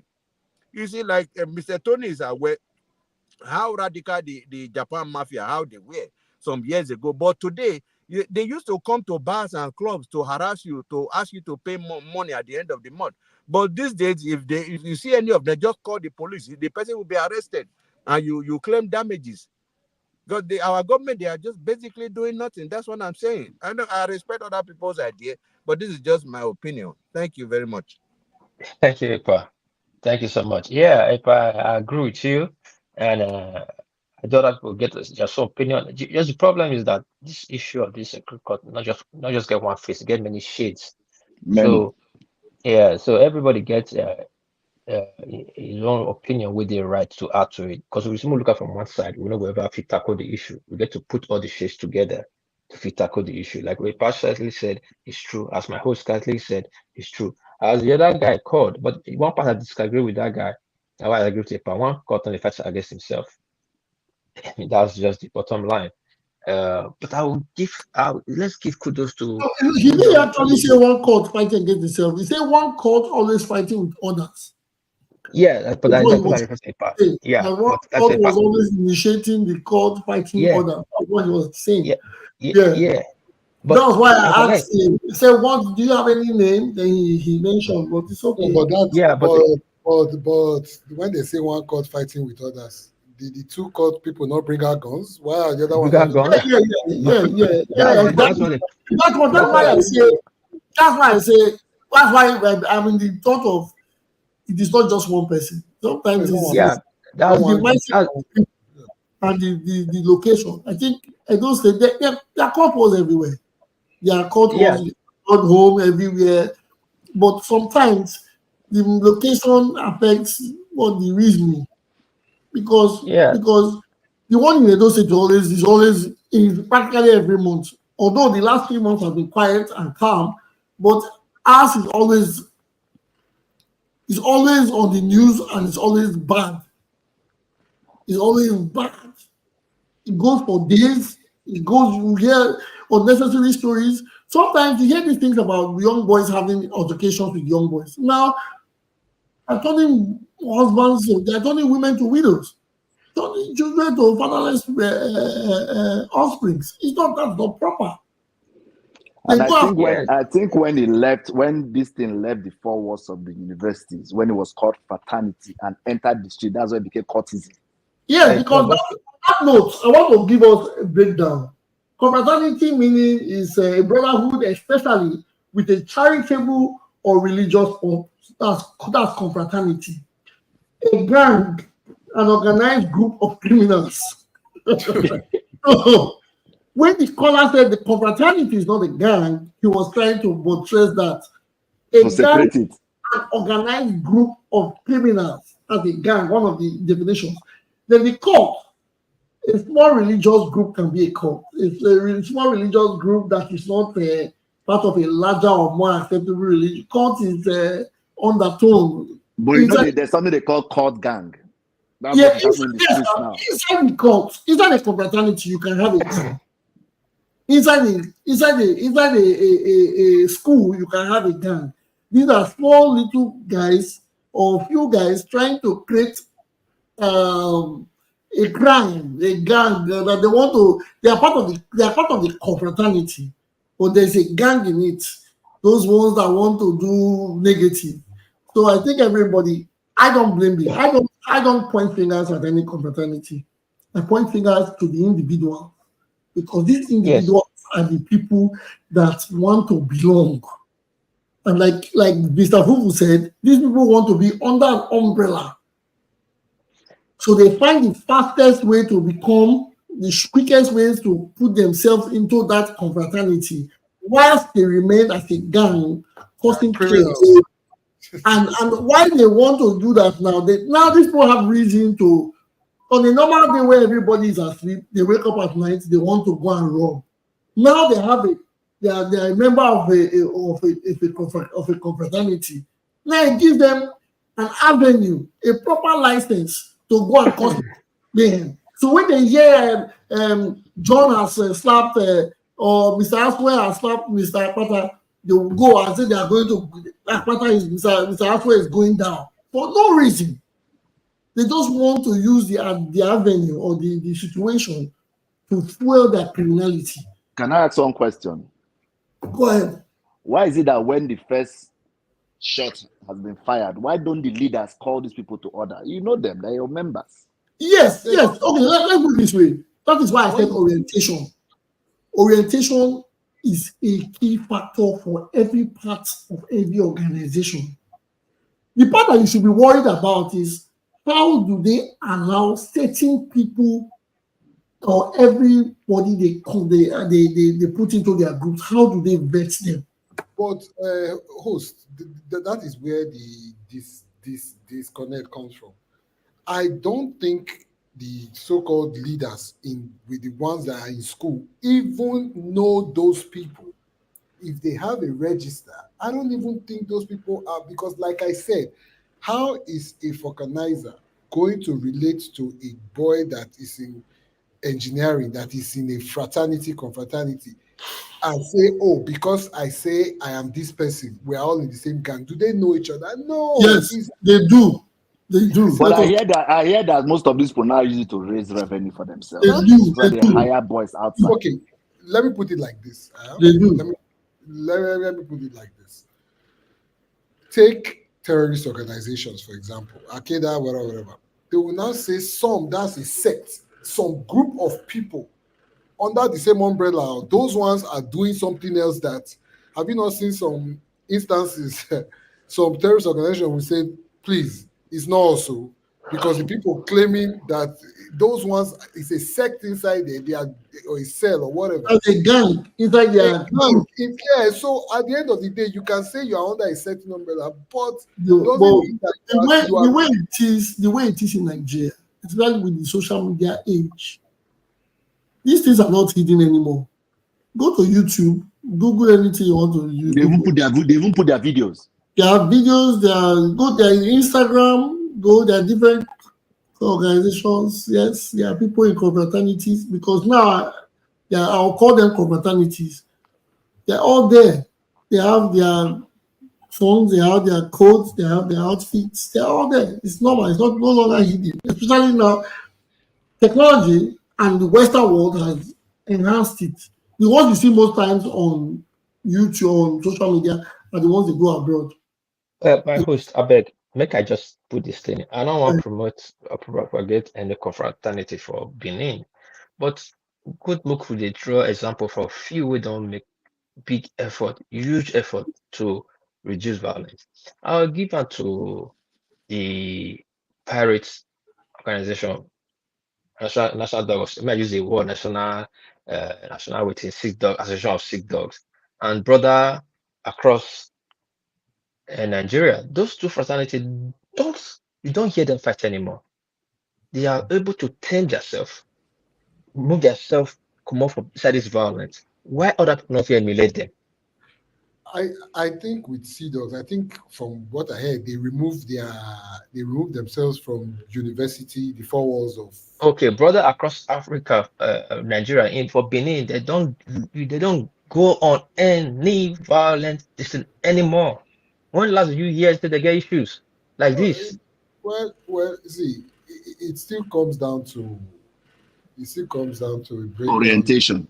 society. Yes, I Exactly. understand. I understand. Like I said, it's many shades. There's many shades to it. I wish everybody did right.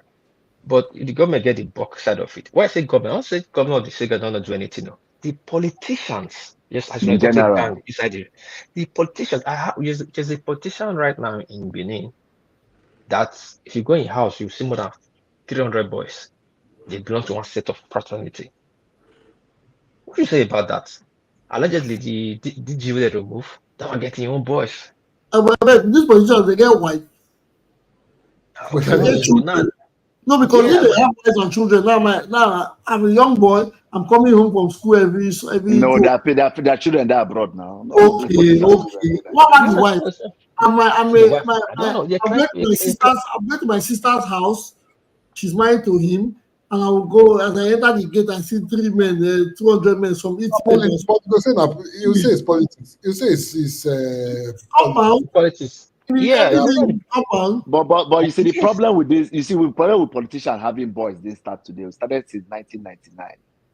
Yes, I was going there, A John lot. Bosco. Anything politicians put hand is destroyed. Because from Mhm. 1999, I was saying before I caution. I say in the 80s, they call out tug. For you to get tug, you got to go stadium. If you don't know any boys, you Agbero don't know now, where you to go play. Yaro, you carry You Agbero for understand? Yaro. And it's very few. It's very few. Now, when politicians come start 1999, the question is they very cheap. You don't need to go to look for who to hire.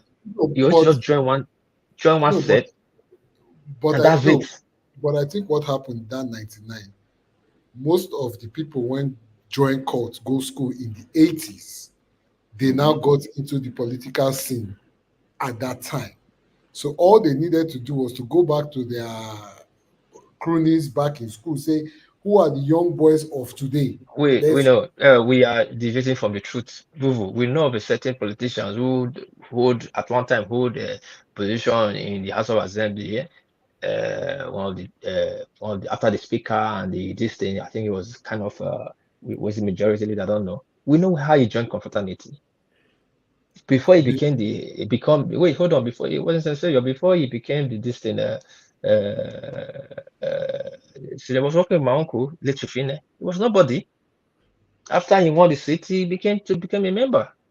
oh, he joined in his adult life after he no what see Wait no now, hold on. Let's break. See, the problem is that we are shying away from the truth. That's why I think it still be there. 1990, not the people that was there that left and go and call people. The old men that was in politics since 80s now find an avenue to do the politics atrocity in a very cheap way. They now find, oh, there's a different way now. You don't even need to be hiring thugs. If you just join one fraternity, then it's just a word. A call out. So said, give order, give command. Oh, just like that. Before they say, okay, I can be your patron. I said, no, we not to be patron. You just to be member. Yeah, just be member. Anybody do anything for you. You see, there's a video, a cross river, a full house of assembly. They have impeaching on confraternity terms. This is a pandemic in our system. Even River State self. We can shy away from it. We can twist it. Like that's why I go to part. One frat on the fight with itself. It takes two to tango. That's why I use brother across Africa, Nigeria, and his natural seed dog to make example. These people are not fighting anymore. And the government, they use those ones they fight to get their way. If they want to impeach somebody for House of Assembly now for Edo State now, you will see different colors they there. This is a nonsense, man. And I think this menace for this thing started in 2003 election. That's when they started recruiting a lot of boys for that election to start this. So that's when after that election they lost control of them. There's one thing I've loved. I see you talk about the give Obaseki. When Obaseki came to power, okay. Saleh, meet yourself. When Obaseki came into power, one thing I commend him for, he removed political violence. If you can't talk your own, I talk my own. Political assassination was not there anymore. What we see during the time of Alliance of Tigers. It was not there anymore. You know, Shomole, we yesterday the market leader. Fear gripped the town. Even lucky Benedict time. All the time they say, oh, they don't buy this one, they don't buy this one. But those days, if you hear anybody insult, if you hear anybody insult a sitting governor those days, can you insult a sitting governor and still remain in Benin? Obaseki, I give him commend him for that. When he enter, he sanitizes his people. Now you think insult the governor, you insult the deputy, you insult the other party member, that's why terrible if you come and accuse the governor. That's how it's supposed to be, and that's how the governor's supposed to sanitize the fraternity too. It does not end in one place. If you do the most difficult part, the political assassination, fit stop. Why not fit tackle these few boys? And you know on that thing, Tony, sorry to interject. You can arrest today, somebody will make a call from Abuja and they will release that person. No, what we're supposed to do, let's say the truth to ourselves. What Obaseki is supposed to do, this kind of thing, you create a commission. Look, when America they deal with their gangster issue in 30s, even in the 70s, this guy will be Trump, a lawyer, will make a name. You have to create a commission. A commission is different. Rudy Giuliani. Yes, you don't need to go through the bodies of once the commission catch you, they catch you. You're inside that commission. No call from federal, no call from states. But you see, that's the thing. But you have to have an institution that is independent from everybody to deal with this situation. It's the government commission. Yeah, but anyway, if it's a government commission, I agree. But if it has to be a government commission that the federal would endorse too. Yes, we will not get to dwell into the matter. We have other matters at hand. We need to talk about Obaseki, because nobody want to talk about it. He already started, he just flag him off. He brought it on amigo. I don't understand why our ML governor will be bringing. I'm not saying amigo has not done well for himself, but if you have created a standard for himself, you don't need a amigo to come to Benin to show us your achievement. If your achievement is so laudable, you're telling us that he has to bring touch now to show us what you said is there. I don't understand it. Like they make one PG parable say now Pikin well know he said they call him mama boyfriend uncle. And they say in America Akata they talk say by the time that they show you your oppa, you don't fuck up. Well, that one, if APC can bring out a candidate like Akbakomiza to be that candidate, so why we have to basically bring? So we are not talking about APC right now, but no, but the same thing now. No, we're talking about in general. If APC can bring out a candidate, we get that. Like as the number one city. Vuvuzela is here, and I would like to take him on board. Vuvuzela, you did there? I think my brother Sele is busy. Tukbo, you did there? He's I think he on the phone and he went out on the okay, Vuvuzela is there. But yes, I want to ask before they give us their submission, the Amigo show or the Amigo video going to show, was it the governor that invited him to do that, or he just came? Because a lot of people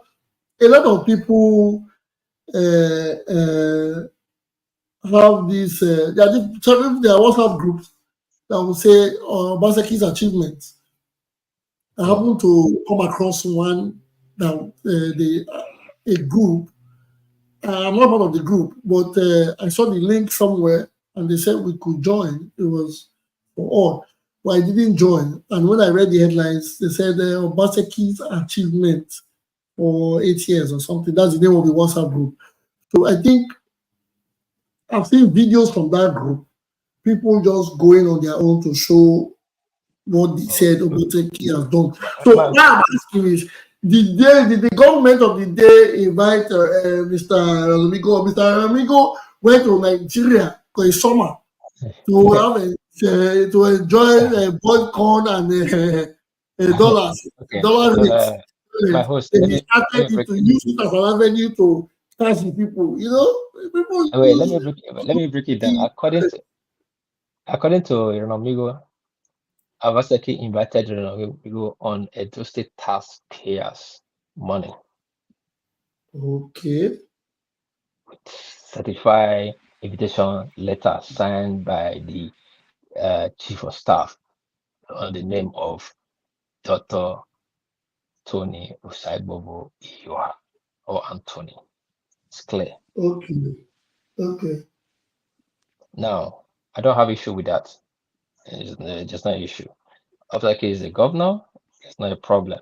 But where I have issue with, if you have set a standard, you keep that standard. You don't need it, amigo, to come and tell everybody, or it will be the a threshold point, or he will be the a standard to justify to people that he will take his own word as the truth of your achievement. That is no for me. I don't know about other people. People can be political. Me, I'm just neutral. Now you cannot, like I said, I've done well for himself. I'm not against him. He has a big platform. He has a big platform. It's a campaign season. Understand the government wants to include everybody, which is fine. But this is the same man that have criticized you for the past 8 years. Just a few months here is criticizing you. I understand in politics there's no permanent enemy and there's no permanent friend.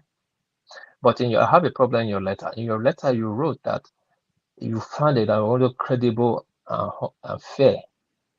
So if you said you find his criticism of credible and fair, that means everything that I have been saying against you guys is true and fair. It's fair about it. And this is the same man is on TV every day since you are here. He has been in town on the government invitation and government security. I believe in the government hotel. He is demanding money on public. You're saying it. That he needs to be funded as one. According to him, I thought the Edo Mall they are building is a PPP venture project or a JV. But according to Ramigo, what he said is Obaseki that is building it, and the chief of staff is the one in charge of the building. That's rattled me a lot. That they have spent 23 billion. So tell me, is a private mall a government achievement? And if they have spent so much money, who taxpayers' money? Is it capturing our budget? I remember the government have said many times that he has no hand in it. He always provided land. So how come Edo State taxpayer money is involved? The other day, Jerry Bitanabe came out to accuse the government did not decline or did not respond. So we're not asking questions. We must ask questions. We cannot just be seeking fan praise over with people because they're in government. They did one. When they did wrong, you call them out. We are looking for clarity. At least they have to tell us if that is true or not. That is the part I'm looking at. Now you are about to Benin to start going around to show Benin people where he has done. I don't get it. If your projects are so laudable, like you said, my host, they are groups that they're going around talking about specific projects. Just like this project is so good, people will take it. It's that age, they will snap it and put it all over everywhere in the media. Just like the more is easy to take. Why must it that the Marine must bring his own touch from Texas, as he says? He's only called Texas. I know only of Texas. To come and be telling Edo people the road that he has done. You cannot come and tell me Sensibio Road. I know where it has been tied in Sensibio Road, even they have not been to that place more than 20 years. I know the roads that have been tied in the Kewa Road that is not yet tied in today. So what are all these things for? I don't have any problem with the government making that move, but if you have created a standard for yourself, then maintain that standard. That's my only problem. Don't waste taxpayer money. On whose taxpayer money are you bringing this man into town? We don't ask these questions. And if we go into it now, they'll say, well, you are being political. But No, host, sorry, let me ask a question. Is roads the only benchmark on how to judge a government? no, that's how they reduce us to. That's why No, I'm no, no, going no, there. no, no. But every time we want to say, we say, but there's no road. There's no road. Is that the only thing the government is But supposed to as do? my panelists, it's a pity as 21st century we're still talking about roads. No, But I we am. don't have that road. No, but We that is don't have it. because when it happens now, the first thing anybody want to do when they get to the government is to build these mega flyovers and mega roads that has no economic value, like this whole But I Calabar, just said whatever. I just said I just said don't have flowers, so we're not talking about No, no, flowers no. here. I'm just saying. He's Delta talking State, in general. in general, when they come into government, the first thing anybody wants to do is to build a road, build a flyover, build whatever, because it seems that is the only thing that is being used to judge anybody. There are other things in government. A lot of us out there, we are, a lot of people on this panel, you live abroad. Yes, the roads are perfect. I don't doubt that abroad. But there are still things in government, policies that we enjoy over there that has nothing to do with infrastructure. Now, let me give you a good example. I'm in Nigeria now, but I've lived in Houston for a very long time. I have Is it seen wait, hold on. Is hold, is it Houston or Hastings? Because the other guy said he live in Texas. Houston. I don't know where Houston is. This is I He's live living in in this. Texas. He's living in But Texas. now I have seen more flooding in Houston than I have seen in Nigeria It in just my happened in lifetime. Dallas. It happened in Dallas last week. I have seen where people were stuck in their homes. A speeding boat had to come and take them out of their homes. For a whole week, they were stuck upstairs. So when we start talking about roads, this, this, I'm like, okay, yes, roads are bad in Benin. I get it in Edo State. I understand it. But is that the only thing the government is supposed to Yeah, do? my panelist, that's Yes, Fufu, is they say in the land of the blind, one-eyed man is the king. Who was the last governor? I will I say Oshomole? I'll say you have set the bar so low. So if you have make the bar set the standard bar, for example, now we can commend Obaseki that he brought Aswan Godalo, which will resonate in next 20 years in how we select our governor. We have to bring a people that are capable like Aswan or Akpata. Apart from that, we go beyond those three parties. We have Pastor Azena, we have Derek, and we have that lady, our lady that came here, yeah. Patience, who have very clean. APC has candidate now. Why are you doing like this? I'm just skipping him because he's the Uh, least. uh, Baba, why you dey jump APC now? See, they had APC at dog. Well, I good evening, everyone. Good evening. Okay, let me add PC. Hey, Yes. hey, Now, they jump APC, Baba. Thank let's you, drop sir. it. Now I've added APC. When it comes to the development of the state, make people not complain about road. Why would they bring road now? Because that's the only go-to area we use now to uh to to mark achievement for the government. That So, is not supposed to be. so, And again, so, I'll come on. okay, Okay, bro, please. start with this one. Then when you tell this one. Again, people jump to minimum wage. If space 70,000 minimum wage. Really? The workers have work. He must earn. He worked it. Is his sweat? You're not doing a favor. You are paying for your services. The No, government is no, being no, no. Why people are saying no, Tony? When it comes to that minimum wage one, why people praise him? He's the only governor in Nigeria Is paying doing it. 70,000. The No, but rest, that's even why I'm they're not. federal not I'm praising not. government, him I'm because not. he's I'm paying not workers their disputing it. salary. I'm not. even So I'm not we're not. disputing. I'm. even I'm not federal disputing government. it, my brother. No, what I'm I'm not saying because disputing. you're saying that they're praised there. The people work for them. Yes, the people work for them. They need to be paid. But what we are saying is Yes. that he's Baba, the only. Baba, Baba, I agree to now more than obvious. I get 5 minutes because I did yes things for conversation. Okay. Go ahead, I my brother. get, Go I ahead. get five Sorry. minutes Who to they speak? think I will back. Who they This speak to? Prince Junior Edo. Yeah. President, which of the Edo are you? Sorry. All the way from Paris. No, that is my Which of name, the Prince Junior Edo. But I which of the stay Edo for are you? Sorry. Paris. Which No, of I the say Edo are from you, sorry? Paris. I I'm know which from of the Edo. Oye Benin City. I know which Edo is your last name or is just a nickname. It's just my nickname. Okay, thank you. Normally, Yeah, go ahead. Junior says my name. Okay. Baba, I greet everybody. I greet the ask. Cause see, get what you talk just now when make me quick climb up. Say, I greet you now. Concerning Curtis issue, I know say don't pass, but the person when be not the support government. Understand? But since when this man enter governor Obaseki, I go Nigeria last. I know what I see for Benin, for example. Some people will come online and say, no, Benin never come. Benin should be like as it be, no. But when we go Nigeria, I get 100% say, man, Benin don't come. It don't be like as before when our Baba Oshomole see there. When you go every day drive for Ring Road, I give, Oh, what happened? I It give, dropped? Okay. yeah, the thing don't reduce. Can you guys hear me? Yeah, we can hear you now. Yes, yeah, yes, Go we ahead. can. Okay, thank you, sir.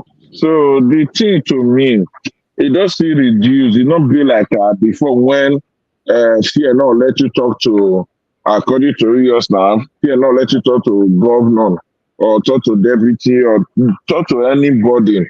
But now everybody don't get rights now to talk to governor, to talk to deputy as you like. But which are they try to beg everybody?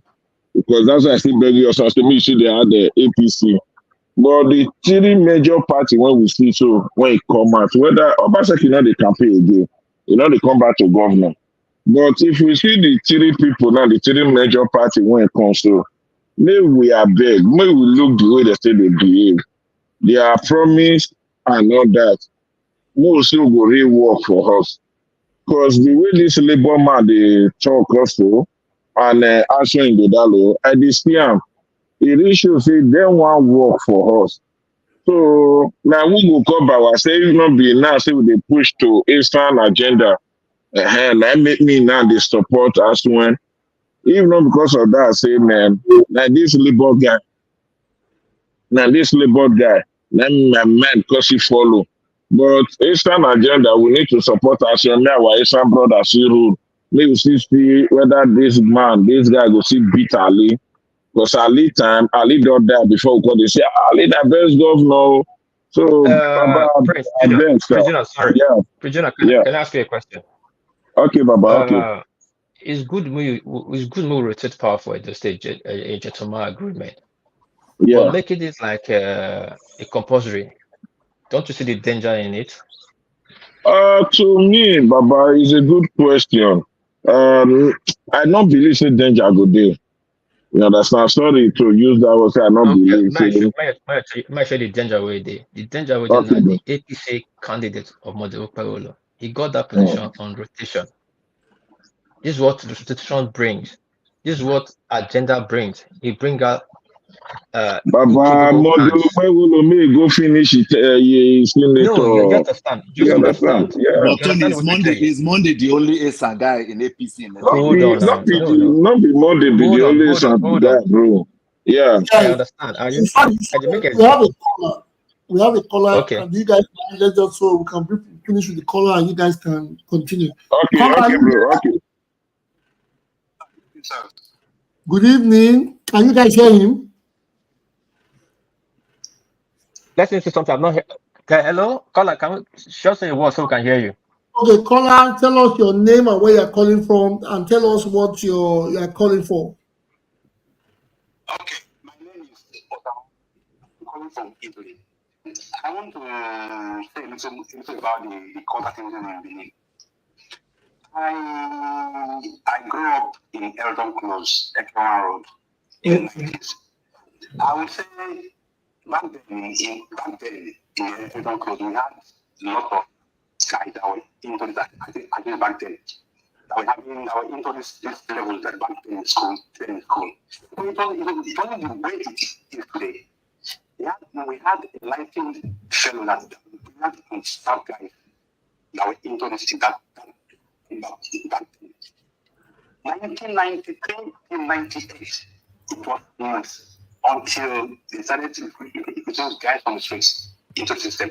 That was when it went wild. We felt that the hands of affairs at that time. When it difficult to control this point, that is what we are facing today. It is very tough. We have guys, law students, medical students in that way. Today, I think have done well in their various lives privately. These guys today are no longer into these activities. But in a stigma, it is stuck on them. Most of them cannot come to Benin at the tip today because of what the town has turned into. And I will still blame the government because they fund these guys. They give them money, give them arms, give them for their meeting and whatever. Sorry, I talk very fast. Okay. But the price they are paying today, lots of guys that are in government today are involved in this stuff. They don't deny it. But they will in their things. After people that many guys were involved. They are today, they are known. But it is not too late. That is fine. But what we're doing today for an event, you couldn't because of what happened today. It's an old thing, but it cannot go to Benin because of the way it is. But the government as it is today are not doing anything. From my own point of view, are not doing anything to cover because these guys to them are still very relevant to them. They tell them to campaign. Sorry, I was in the NIS service in Nigeria from 2006 to 2025 less. The NIS means Nigerian Immigration Service. I was a serving officer. I remember I went to training school in Kano, ITSK in Kano, 2008. In that training school, we had guys from different states. You couldn't believe what was going on in that training school. What was going on? What?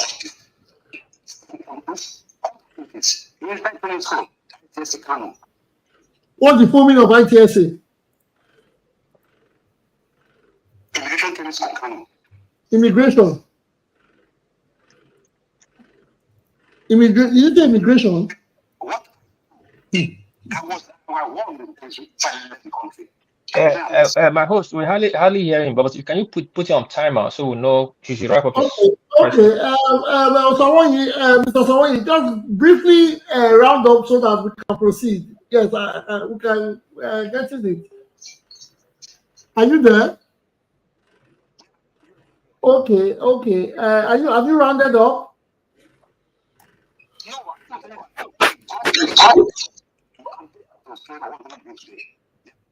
Okay. Thank you for your submission. Yes, I appreciate your call. But although they said they didn't hear you well, you talked fast. Well, I understood and I heard everything you said. Thank you for giving us your contribution. We hope there are other topics you can call in again to let us know. We are always here to deliberate on any issue. Thank you, Mr. Osa. Thank you for taking time out. Yes. I beg, sorry. Borrow me 1 minute. Mr. Idia, what's your name on the chat session? Arasto Idia. Yeah, it's good. You can campaign and you can, if you do anything you want to do, is your opinion. But facts, entitled to facts. You don't come and mistake people. I do not just say what I'm saying because I just want to talk. I'm on the public space. I can be held liable for what I talk about.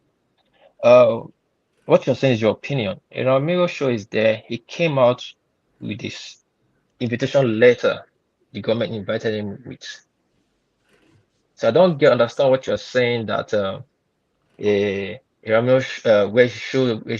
he was asked to come. Where's the invitation letter? I don't know if you're watching from Lala Land with a Edo State logo crest on the letter. The one I cannot verify is the one that peddling as rumor. I don't So align myself with rumors. No, also was hold on, hold on, story. Let's quickly tell this our guy for the comment section, so that if not just a jump follow everywhere, just the one the misformed people. He was invited, that is clear. You cannot change that. But if you get any other opinion, it's okay. Thank you, my host. Go ahead. yeah, no, it's fine. Thank you, also, Osawani Pomitli. Yes, you said the government funding these fraternities of the court. I don't call them courts. Let's not even give them in India. They're not. We said the government is funding the confraternities, and because of a lot of youthful exuberance that occurred in the past. A lot of people have belonged to groups that they would like to desist from. I think you have to. The only time if you don't try, you cannot make a change. Some people say, I'm no longer a member of the group. I'm not a member of the confraternity. We don't care what happens. Those people fall victim sometimes because you believe these young boys don't want to know if you are still active or not. As long as they get full information that you were one and it's going to affect your group, that they can use it to laugh or make jokes, forgetting that this is a person's life. So they say they try to create the damage. For my own, the submission on that confraternity issue is for members to rewrite their constitution. Members going back to give a fresh orientation. There's something that cannot. The only thing constant in life is change. Yes, confraternities used to be dirty. It started as clean. The reason people gave for creating confraternities was because they wanted to oppression in the school system. That was why it originated. It was to fight against oppression, against the academic elites. When I mean academic elites, okay, the lecturers, because these were the most elected. Then we used to have lecturers, and they were elites, and they were properly learned. Students felt lecturers were oppressing them, or some students as well were oppressing them, so they created this group. According to what, if I have the first that was created is the pirate confraternity. They were book pirates. Yes, so according to what we read, I read it, and I don't know about it. They were book pirates. So if we want to go back into that, their record did not show that at some point, because of any color, they were going to go after killing or maiming people, or buying or maiming people, or going to creating havoc. It was never anybody's orientation. What the people should do, if you were a member or you were not, or you were a member, or you're still active or inactive, try as much as possible to meet the people at the helms of affairs to create a new strategy. New strategy is update your constitution, maybe how people join or what your plans are, because now it's obvious, because people are not fighting. So people get bored and they say we have to create activities for ourselves. People want to figure lovers everywhere. They want to be active in crazy sports. So that's why they want to go after people. The other ways, if you feel your people are less busy, try to create functions, try to create NGOs from it, try to create paraphernalia so that you can sell, try to have educative purposes, try to involve your wives and the children. Because if these confraternities begin to involve their wives and children, there are ways that bloodshed will not be a part of it. Because you will not be comfortable to go to a party with your wife or your children, and the next day you go there and they tell you, I can't find the other uncle. His children did not come. And they'll tell you, no, the uncle has passed on. Some other people took his life away, and the wife could not come without him. That's why the children did not come. Those are the orientations that they have to put in place to involve these confraternities and remind like I said, someone's asked a question, do these people know themselves? Yes. With a handshake, with a signal, with the way you dress, with a whistle, sometimes with a car horn, with everybody knows. There are terms that are used. When a man speaks, you know what can, especially in a place like Edo. I'm using Edo because I'm very conversant with Edo. With a place like Edo, you know with their reaction, with the way they move, with their friendship, with their association, you have a bit of knowledge where they stand. So these people know themselves. The one in the university might not be friends with the one, according to what they say, let's say the plumber or the mechanic, he might not be friends, but at some point in a gathering, they might know each other or they might meet, even if they don't talk. If there's a party today and they're having their in-house party, this information is passed around. When funds are being raised, the information is passed. Some of them are in the same WhatsApp group. So let us not act good, we will not act blind to it. But again, it is left for the people to put the orientation in place. It has to evolve. Humanity has to be put. So that is on my the. host, sorry. Before Sele and Tukbo take over, comment, Mr. Ijia, you say make I tell you a proof when say government money they involve. I don't understand where you're coming from, but may I just give you a little piece of it. That letter where they send is a government money. That is a taxpayers' money. That ink where they used to write that letter is taxpayers' money. So if you don't know, you should know. That is the most little part I'll give you. And no one use waiting in talk. We go to his stream, according to him, he said he's under government protection. So if he's under government protection, those security men going with him, that's taxpayer money. Whatever he's doing under government's this thing, it's taxpayer money. It's a very simple arithmetic. Thank you. As Tukbo, your hand up. Sele, me and you still there on ground. Tukbo, you did there? Yeah, good evening.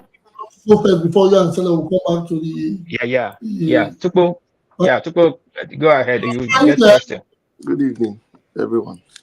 Good evening, sir. Welcome. You are late today. I hope everything is okay with you, sir.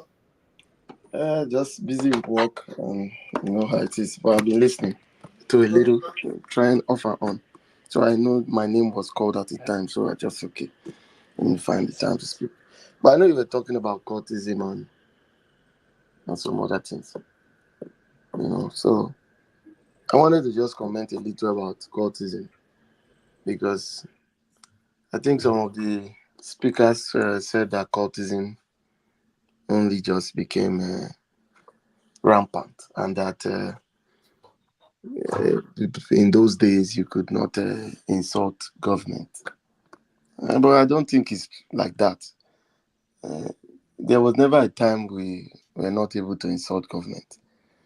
But unfortunately, as at that time, we did not have the means to do that without being caught. Or, you know, anybody can get a phone right now and see all sorts. But as at that time, if you had to insult government and government will hear, you're either going to use the print media or you have to go to a rally or a place where they can see you speak.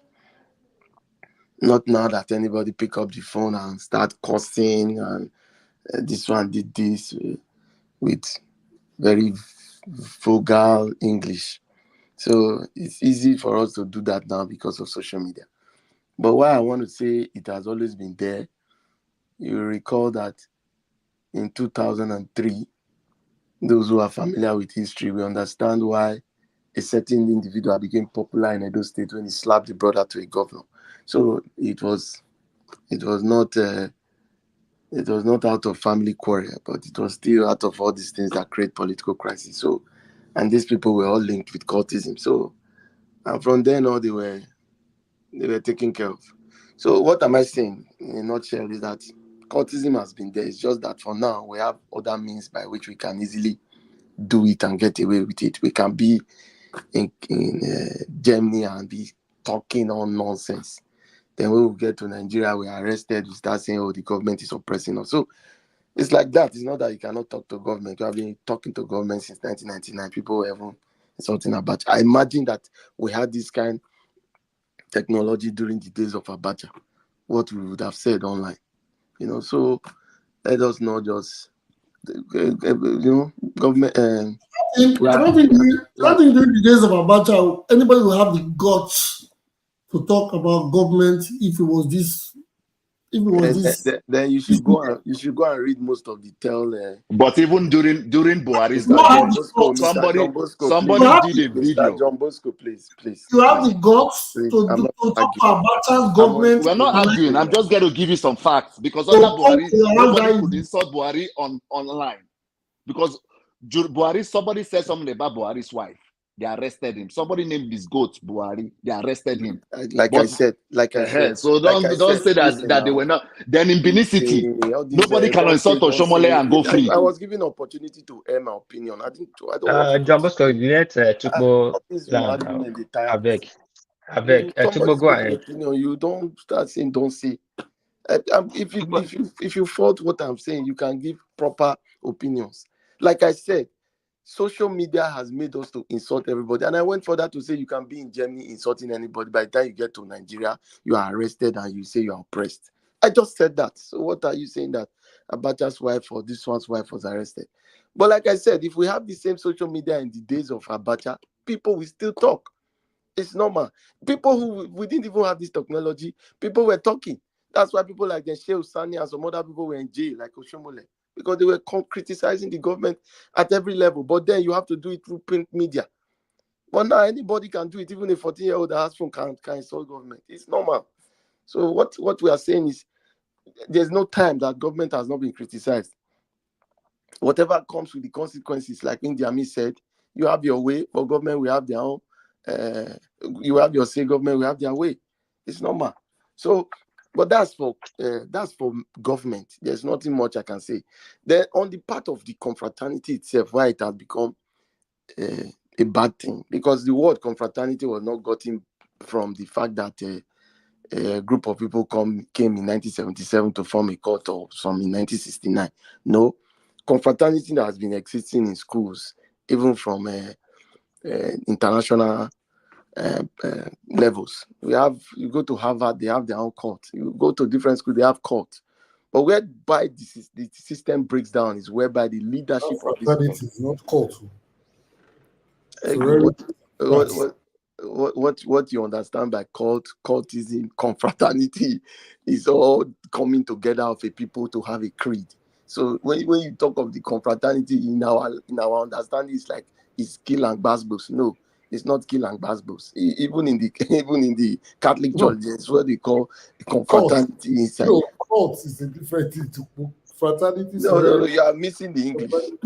There's not. See, cult. When you say cult, you look at the definition. It's a group of people with a creed. You know. See, when you start judging it from the confraternity of the ones your maybe some of our guys belong to in university, then you start missing the point. The Freemason is a cult. It's a confraternity. Or they will remove the corn and put fraternity in it, but all inside the words are just English. But it doesn't mean that it was supposed to be for evil.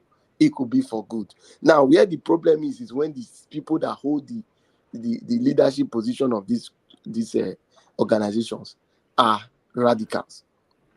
There's something about why society needs to be stratified. If a society is going to break down, it depends on the kind of people that are going to lead the society.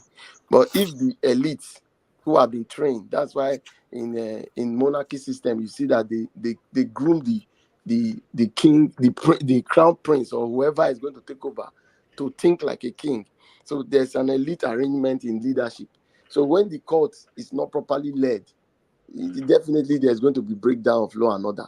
Like what moderator Junior said, he was talking about if the constitution is rewritten and some things are done rightly. All that just needs to be done rightly is the people should be elected properly. The leadership should have a vision. It should have a proper plan. We have seen confraternities move from the regular killing and backbone to become a pride of the society. It just takes leadership. You understand? And everything that makes anything works is leadership. So the confraternity there's no constitution in that confraternity that talks about cultism. I believe the Pirate was the first people to stage a protest against federal government and the oppression of South Africans in South Africa by white minorities. So there are many things they fought for, but when some people came in, they deteriorated. Then politicians got wind of this information and used it for their own benefit. So maybe when we start reorienting ourselves, we start understanding that. Okay. All right. Then lastly, You. there's something I want to say. Somebody was talking about how he came from Germany and came to Nigeria and found out that there's peace in Edo State and everything.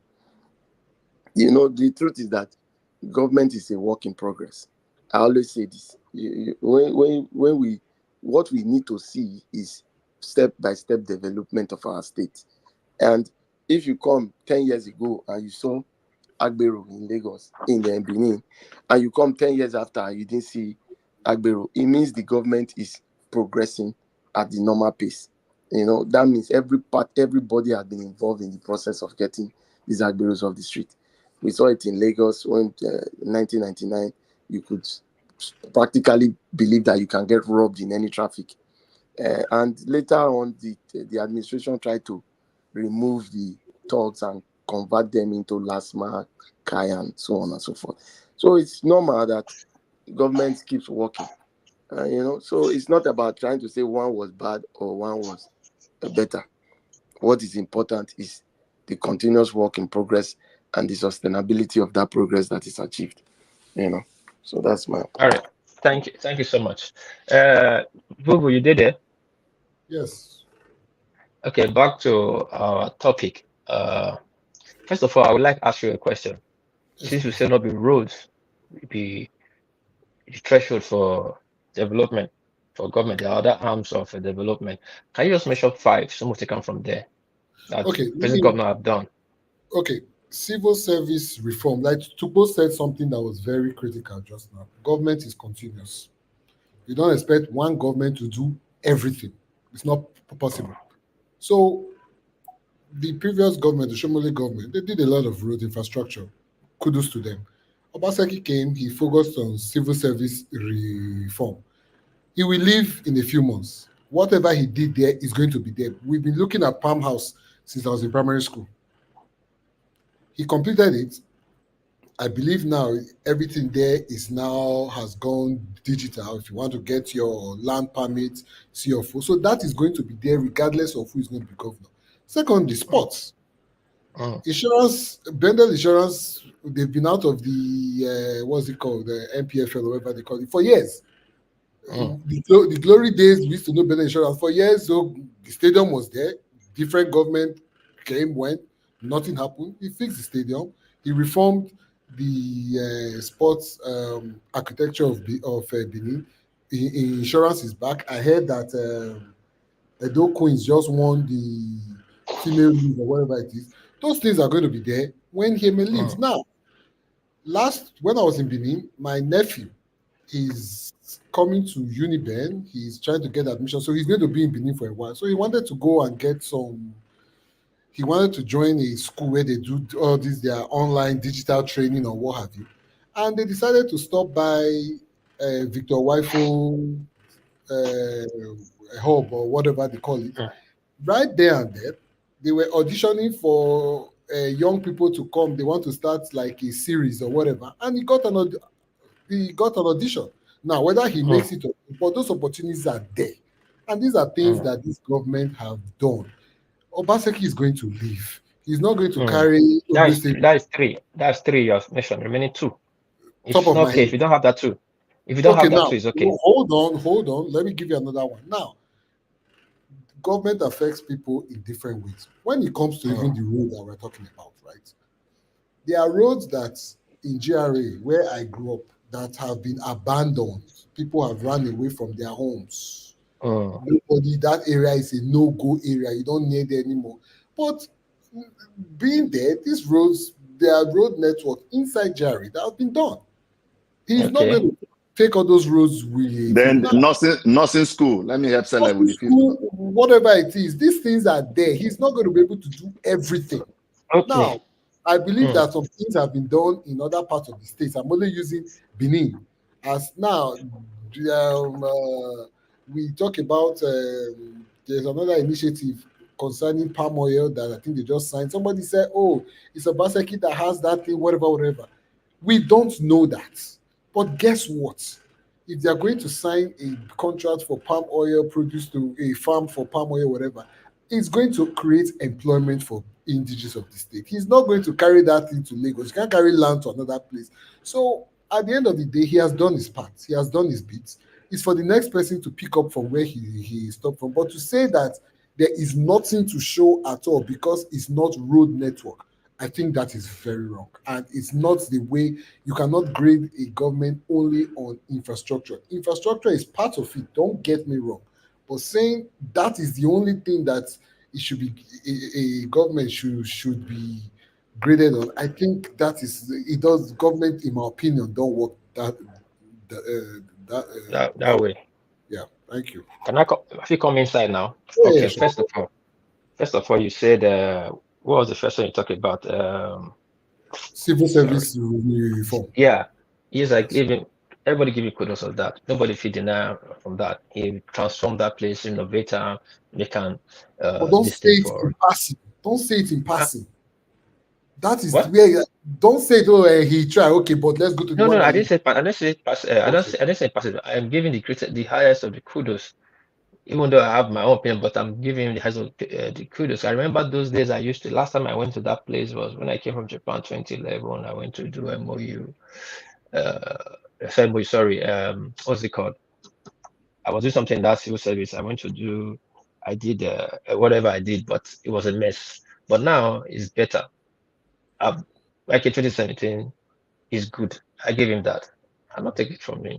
Yeah, in sport, yeah, he did well in some area. He only did well in football. We have to give him that too. But my cousin was here.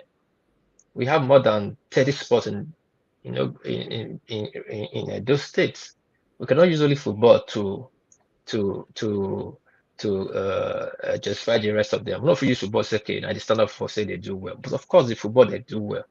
My cousin was here, he played tennis. He said, man, look, rest of the and I would not put it on Obaseki, but they said government's continuity. He said Philip Shaibu, according to our world, mess up that department. He will just focus on only soccer. And the rest department, like tennis, boxing, swimming, they all went down the drain. That are the problem where we supposed to ask questions when they ask. Well, it's okay. Now, you came to your cousin came to Benin and those hub. Yes, I gave him that. Not the dispute him. He created a good hub. Where Obaseki do well, we commend him. When you commend him, you actually helping him to do more, and you are setting a standard for the next government when they come in. The errors we never do, you point out to him so that he go. If you know fit do, and you go make provisions for the next government to do. But by the time we just sit down and say everything is all well and good, then there will become a problem. Now, the fifth one you talk about, maybe I skip the fourth one. The fifth one you talk about the pump service. Let me help you to hard one. Obaseki did a very great job in robbers, but people don't even know. But if we take up Obaseki two of Obaseki regime, we're also starting the dividend and benefit of those things. Obaseki signed a lot of good reform. Yes, true. I've seen it here right from day one. A very good reform for Edo State. The problem for we Edo, like, we are short-sighted. We just need something now. No, we should wait and build key into that system. Will benefit her in the long run. Now, let's put that aside. The common man, all this on your talks now, how does it translate in the life of the common man? If you not translate in the life of the common man, with all the things you do, they won't see anything good in it. And again, you cannot burn. Hold on, I'm coming. I'll come to the common man. You cannot. I'm the Yes, common man. Hold on, I'll get there. You cannot burn your city down. You cannot burn the country down to be a king of the ash. People need to eat before that time. The people, say a hungry man is an angry man. Regardless whatever you do, is hungry will never seek forth in it. We want this country, the state to grow. Obaseki succeed. They say succeed. Now we talk about, you said some road have been done. Yeah, that was the fourth one. Yes, some roads they do some roads, but you have to compare. We have to compare orange for orange, apples for apples. Those what they do, this standard. Some yes, some this standard. Some not they. Most they never do. We must agree to that fact. Our inner roads in Edo State, sorry, is in a mess. Just give me 1 minute.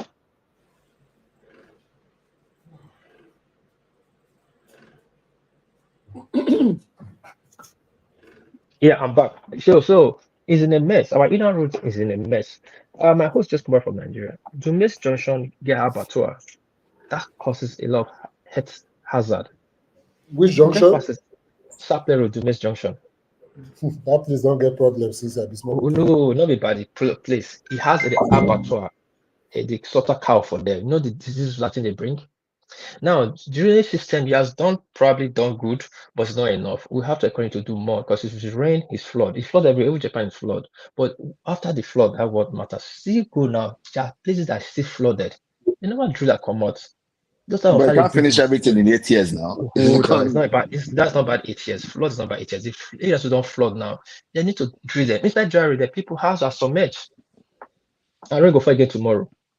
So if you drill this one now, it will help you by next week again. It will help.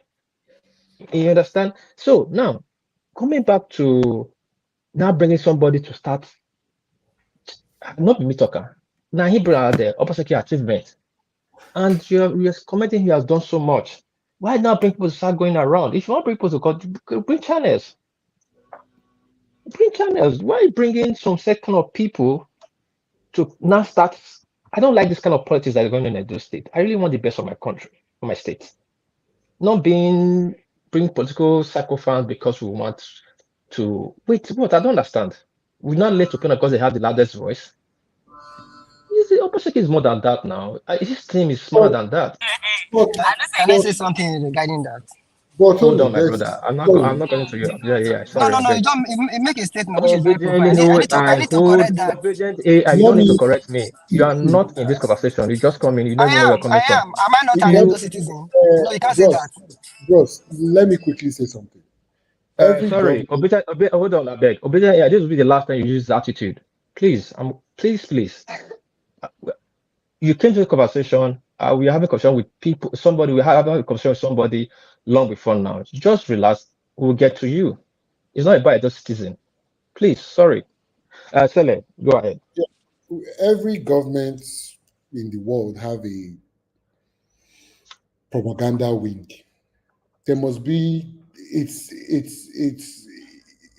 part of politics. You must have somebody that is tooting your own horn. The same way you have the opposition criticizing everything, you must have a wing that will say, okay, you know what, you can't leave it to say, oh, if you have done a good work, let the citizens speak. But guess what? The citizens have to speak on the platform. And you have to promote your own government, whether you like it or not. Democrats do it, Republicans do it, conservatives do it, Labour does it. Everybody, all the politicians, they all do it. You watch a certain channel in America, you think Trump is a saint. You watch another one, you think it's a devil Biden the saint. So there's a bias when it comes to it's just part of politics, which is not. It is not a bad thing, but that's why you have forums like this where you want people to come and give their unbiased opinion of what, because when I speak, I'm not in any political party, but when I speak from what I see, not what I hear on TV. I don't know anything or what I read somewhere. I speak from what I see. And the truth about it, Edo State needed a shift from Okpebholo government to government of intellectuals. That is, and the people fighting, in my opinion, are the people that want it to remain an Okpebholo government. And I know why I call it an Okpebholo government, where you have likes of some funny people, some funny characters in what's it called? bus park collecting revenue for a state government. How does that even sound? You have an Okpebholo saying they are collecting revenue in Ring Road or wherever for a state government. It does not work. It shouldn't be like that. And that is the shift Obaseki, in my opinion, has made. And by all means, the next person that enters there, I hope is somebody that has some intellectual capacity that will carry on this thing, because we cannot go back to where it is only when they cut a ribbon of when they are commissioning road and borehole, everybody starts shouting. No, we have passed that. You said something just now. You said policies and things that he has, policies and reforms that he has done. It might not be something that you will see the results this very minute. It might start profiting the state or whatever in 10 years. And that is not a bad thing. Saying, oh, we want to see it now. That, to me, that is real propaganda government. Oh, yeah, 100 days in office, you do calendar of different roads, of different days. Then after 100 days in office, nobody hear from you again. Till 8 years, then you say, oh, I did road. No, there should be things that you enjoy from a government from 30 years ago. Social security that people get in America, do you know when that thing was put into place? But guess what? Generation after generation, we enjoy it. To me, that is what Edo State needs. We need something that, okay, after this man leaves, Ali is a good example. All the things Ali did was in 1980 something. No? It's not. So, see, yes. I'm not against whatever you are saying. Now, try to get where they come from. If, like I said, you are set a standard, keep with that standard. I don't have a problem. I agree with what you just said just now. Before now, it was a government of Okpebholo, which we would tie to Oshomole that some people praise to the high heaven. That is the best. And I said, in the land of the blind, one eye man becomes a king. And yes, I must give it to Obaseki. He came in that. I've said before. He gave a reform. Now, when you see political assassin, political thuggery, it's not there. It's talk your own, talk my own. God not the best. I give him that. I don't take away from that. If I have a PVC and I want to vote for one thing to continue, I will continue to vote. Say, Ringo will not have the lions and tigers anymore for just that reason alone. But now let's come to the development part. We know because of that one, then we leave our mothers where they're hungry, our grandmothers we need health care, then they never get up. And since we talk, we never talk about health care. The other day he showed he shared $1 billion to Edo State citizens, which includes Christian, Muslim, and whoever. Then he went further again to shed $1 billion for Christians. He went again to shed Operation Feed the Muslim $1 billion. Don't you know that is a wrong move? What is the when you say he shared $1 billion, please? Or under what? But Tony, you know that money came from federal government. Hold on, just see what I said 3 things just now. You said money came, and you said you are elevating the people, the citizens. You said that money that includes everybody, Christian, Muslim, everybody. So there's no problem. But going further again to feed only Christians and feed only Muslims, that is wrong. What is wrong with that, please? Because some citizens are now more superior than some citizens in the States. But that Christians wrong. Are part of. Yes. No, it's wrong. No, you cannot. So if I'm not a Christian, I won't get for that money. If I'm not a Muslim, I can't get for that money. No, but I think what that is, I'm not sure. No, don't think. Sorry, my brother. Don't think. No, wait. I have details. I don't have details of that program or whatever. Okay. If money is being shared, it must be shared under a particular umbrella. You can't just go on the streets and start handing people money. Now, if it was shared under Christian Association of Nigeria through Edo State chapter or whatever, Muslim Association, and that is for them, but that has not been the only poverty alleviation program that has been shared to citizens of Edo State. No, they've been others. There have been others that have been shared to people that have nothing to do with Christianity, to small businesses. No, listen. Wait, you don't get what I'm. You can't pick and choose. No, my thing is that you cannot pick and You are choose. picking and choosing. No, If you I'm want to not. hold on, listen. You are picking and choosing. If Edo State government is sharing money as a palliative to elevate the poor in Edo State, it's Yes, everybody, both Christian and Muslims. and It ends there. and Hold on now. so what are you saying So now? now Because it's you went under further again a after that. religious. Hold on now. You went after again after that first sharing for the Edo season, capturing that same Muslim and Christians. They Mhm. benefit from everybody. Then you went again, start sharing again for Muslims, especially Muslims. You went again, giving pastors. You want to give them 1 billion. What's that for now? Uh, No, see, my brother. We don't need to the should go post. Sometimes what is true, what is right, we say is right. What's not right, say, government is what is not right. We are not criticizing to bad for politicians, criticizing no, to not missteps, not so it's missteps, so redirect his mistake. We want the state to I'm not. grow. Yes, I'm not saying if in his how many years he has only focused on Christian and Muslims. I would say, you know what? Now there's a religious undertone to it. But like I said, there have been other programs that has had nothing to do with Christians or Muslims, and it has been shared to regular citizens of Edo State and maybe under small scale business or what have you. And those things, see, the man was there for 8 years. Look at Uh, everything sorry, I don't like collect. to cut it short. I don't want to Look cut at it short. everything. No, Tony, hold on. Look at everything collectively. You cannot pick and choose. Oh, let me pick this one thing. Oh, let me just pick this one thing. No, it's a broad picture. You have to look at the big picture because at the end of the day, everybody, if you say today you want to share money for people under 18 years old, some people will say, oh, the people that are 25 and above, uncle, are those not part of Edo State? If Say what this you just making my point to me. You said this guy has been sharing palliative for Edo State citizens. That means it includes everybody, both the Christian and the Muslims, right? yes, Now, don't yes. you see a problem? You don't you see a problem in it? Now it's No, sharing for only Muslim. no, Wait this now, I beg. particular, no, But let me can I interject? Vuvula, this let me particular interject one, 1 second. this particular one is for Christians and Muslims. There's nothing wrong Why with must that. it wait? It's wrong. Why must you be Christian and Muslim? In my state, am I lesser citizen in my state now? If I'm not a Christian or a Muslim? Can I And the one that interject? hold Can on, I? sorry, you interject now, sorry. The one that shared for everybody, that's the good post you guys are keep sharing and moving. The one that shared for everybody, Christian and Muslim benefit from it too. Don't you see that? Then you went I don't. again, and when you're sharing for Christian, I cannot benefit from it. When you're sharing for Muslim, I cannot benefit from it. Like people going to Hajj, I cannot go because I'm not a Muslim. People going for pilgrimage, I cannot go because I'm not a Christian. So if I'm not I do worshiper or the Jewish worshiper or I'm mock, who's gonna pay for my own trip?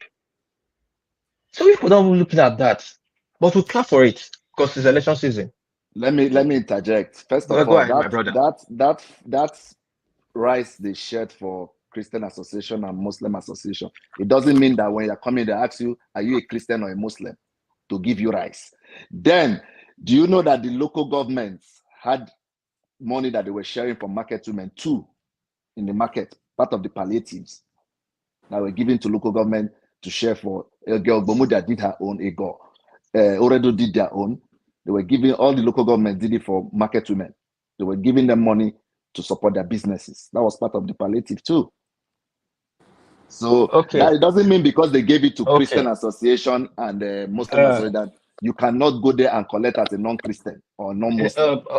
Hold on. I really like you cannot convince me, but you guys are not really convincing me. I just feel this is just a political Tony, leaning kind of Tony, argument. Tony, But it's your Tony. opinion. I'm not imposing mine on you. Hold on, beg. I'm coming. Sorry. Okay, Sorry, go ahead. Katale. I'm not imposing my opinion on you, but I'm just pointing out the facts. You cannot change facts. We all have our opinion. I'm not. Now, I'm not. I'm not. I'm not. I'm not. I'm not. I'm not. I'm not saying opinion is what I saw. It's not yes, I'm like telling you, yes, what I'm I coming heard. to coming to what you just information right now. From Master Chang, more than Master Chang, Gila one, you have to understand there's traditional ruler association. We have traditional council in Edo State. There are association of native doctors in Edo State. So don't be saying there's at least we are educated, my brother. Google will help you, my brother. So, but let's put that aside. They share money for market women. Yes, that's a very good initiative.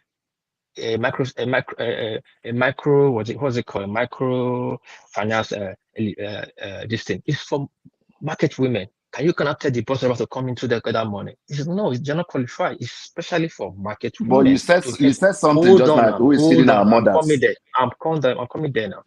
Now, when you share money for Edo State as a palliative, that includes everybody, bus driver, Muslim, whoever you be. Now, if you start putting on segments, you start to take them out as one by one to share some people, then you do it round for everybody. That's where I have my problem. If you give Christian, you give Muslim, you give traditional worshippers, you give the disabled, My co-host. you give the. Co-host, I want to ask you. Okay. Let us put you as a government PA for 10 minutes on the program. Now you are giving the money to share. How do you go about it? There's no, If what? That was where I If wanted what? to come. How do you If go about it? Now you are in charge. You are in charge. Yeah. You are a PA or a special advisor to the governor. And Yeah. you know 100 and whatever billion is coming from federal government. Yes. How are you going to share, extend To the citizen. to the citizens? Okay, fine. It's simple. It's not a difficult. It's not a rocket science. Okay. First of all, Edo states have the numbers of their civil servants. Mhm. Everybody's entitled to their palliative. Everybody needs some kind of support. Civil Now, servants only. no, hold on now. Just listen now. Edo State has a number of civil servants. That is one side first. Edo State has a number of registered numbers of transport union. That is one side. Edo State has the number of registered of market women marketing Edo State. That is one side. Now, So Edo State. So the palliative first will go to workers, people that earn. No, Not people. listen. Just let me learn now. Let me learn now. You fed do wait. You fed do what they call you ascertain the people who you get on ground to know how you to share the things around. Now, if you want to share, it's not difficult. Here with the do palliative system for Japan, it was easy because everybody's captured, everybody have a local account. All you get a note, you fill it so that you know you're still in Japan. The next thing you get the money in your account. That's for Japan. But Nigeria, how many people they read their work? That's the problem. How many people Tony, sorry to interject. Remember when they did the coronavirus palliative, when the government did it the other way around? What happened to the palliative? When it wasn't given to different organizations, when it was the politicians that handled the palliative. But you don't put you are putting the potential blames on me. This is first. No, I'm just asking you because when they did it that way, it didn't work well. Let's not please. Let's not distract my host. Listen.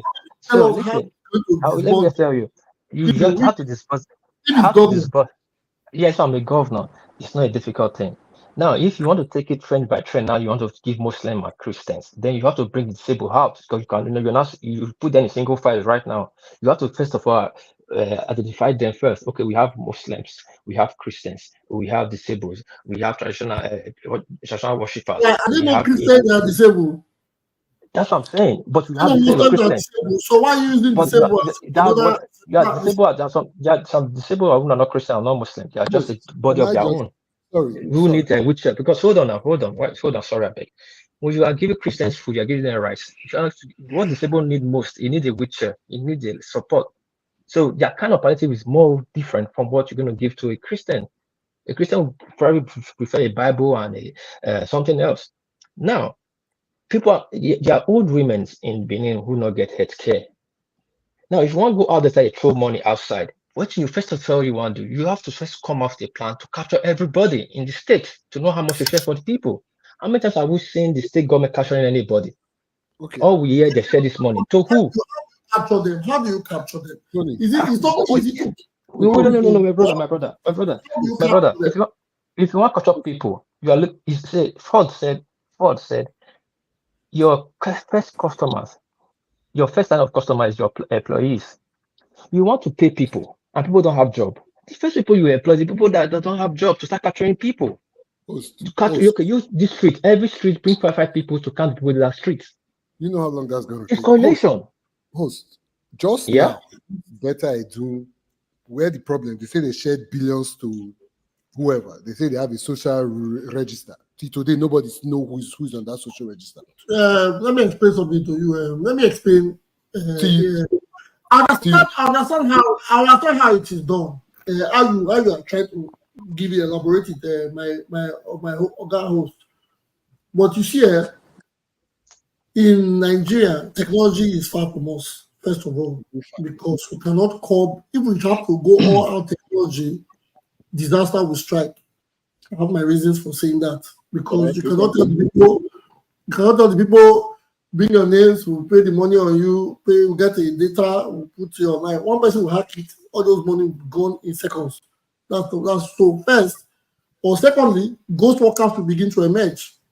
Which the governor has tried to. Don't we have the ghost worker now? No, we don't have ghost workers. But hold on, sorry. Ustaz, take note of take note of Ustaz. Ustaz guy, take note of my host. He said you want Zaf, so in case you don't finish your submission. Okay, there are two also in the building. Is he also from Glasgow? He has come in there. I don't know if he's interested. Yes. Try to observe, not Tupo try to observe. But if you have somebody to speak, you can go ahead. Ostad, go ahead. No, I think Tupo is trying to observe. But Tupo, go ahead. I can hear you. No, there's Osa here saying he wants to say something on the chat now. Yeah. So I just want to say something in the chat. Osa, can you quickly say something? Tupo, sorry, I beg, just give us 1 minute. Osa, go ahead, please. Okay. Yeah, can you hear me now? Yeah, we can hear you. Go ahead. Yeah, I just want to thank your colleague. I think your point, they're actually missing the point you're trying to make. When we talk about, we're in 2024. we're talking about Edo State. What has Obaseki really done? You asked a very important question. You say, how do you judge when the government has done something, or what are the criteria? And he mentioned sport and a few other things that it really means nothing to people of Edo State. And the fact that again we are all Nigerians, the fact that a government has to give palliative, it just shows its total failure to start with. This is the same state that get monthly federal allocation of over 10 billion naira. We are not talking about the derivative fund that they get because of oil. We are not following the money. That's the problem. I think some people talk as if Obaseki is spending his money. They talk as if he's using his own income to do this. What are the roads in Benin? 2024. Okay, let me just give you an example. This is one of your guests said Obaseki has created an atmosphere for business. What does that even mean to him? No, for real, what does that even mean to him? Okay, can you take, I don't know where he lives in Europe. Can you take if you have 100 million right now, can you take it to Edo State, say that's where you want to invest in? Yes, that is the only place I'll go and invest. You're just being biased. You're not being honest with yourself. You are being biased because you just said that. Can I just finish something? I'm just trying to make a point. Yes. I'm just trying to make a point. This same trick, various governors, they've done it. Oshomole, before Oshomole. What we need is not new roads. It's the maintenance of those roads that are already there. Let me just give you an example. The major road in Benin connecting Lagos and Edo State, New Lagos Road, just let it rain for 1 hour. You can't drive fast there. Just 1 hour. And somebody said he stayed in Texas, right? He stayed in Texas. And they are natural disaster, you can't help it. But what we are talking about is that after that rain, are those people still living under that same condition? You're talking about improvement. What improvement in Edo State? What job has he actually created? I know the funny thing, people keep saying government should create job. Oshomole came in, employed all those boys, all those imaginary jobs. No job security. Is that the kind of Edo State we want? Is that the kind of, then Obaseki comes in, employ all these people, give them fictitious job. That doesn't mean anything. Then another government comes, drives all of them and employ his own people. What are we talking about? We are not following where the money goes. Again, what has he done in healthcare? If Obaseki is sick today, he comes to Europe. He goes to Europe. He doesn't go to UBTH. He doesn't. Sir, please. What would be honest with ourselves? You know, all this tribalistic voting. Oh, now it's a man. Now it's a time. Wait, we they miss that concept. Let the best person get the job. Do we on that concept? Not our African brain.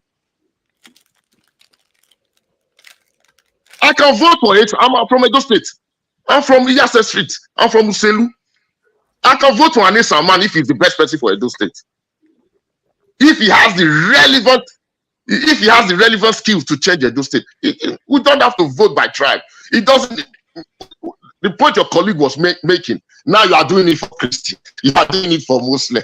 Now, Sango people will come and say, "Oh, you do it for Sango." Now, what about Ogun people? It's crazy.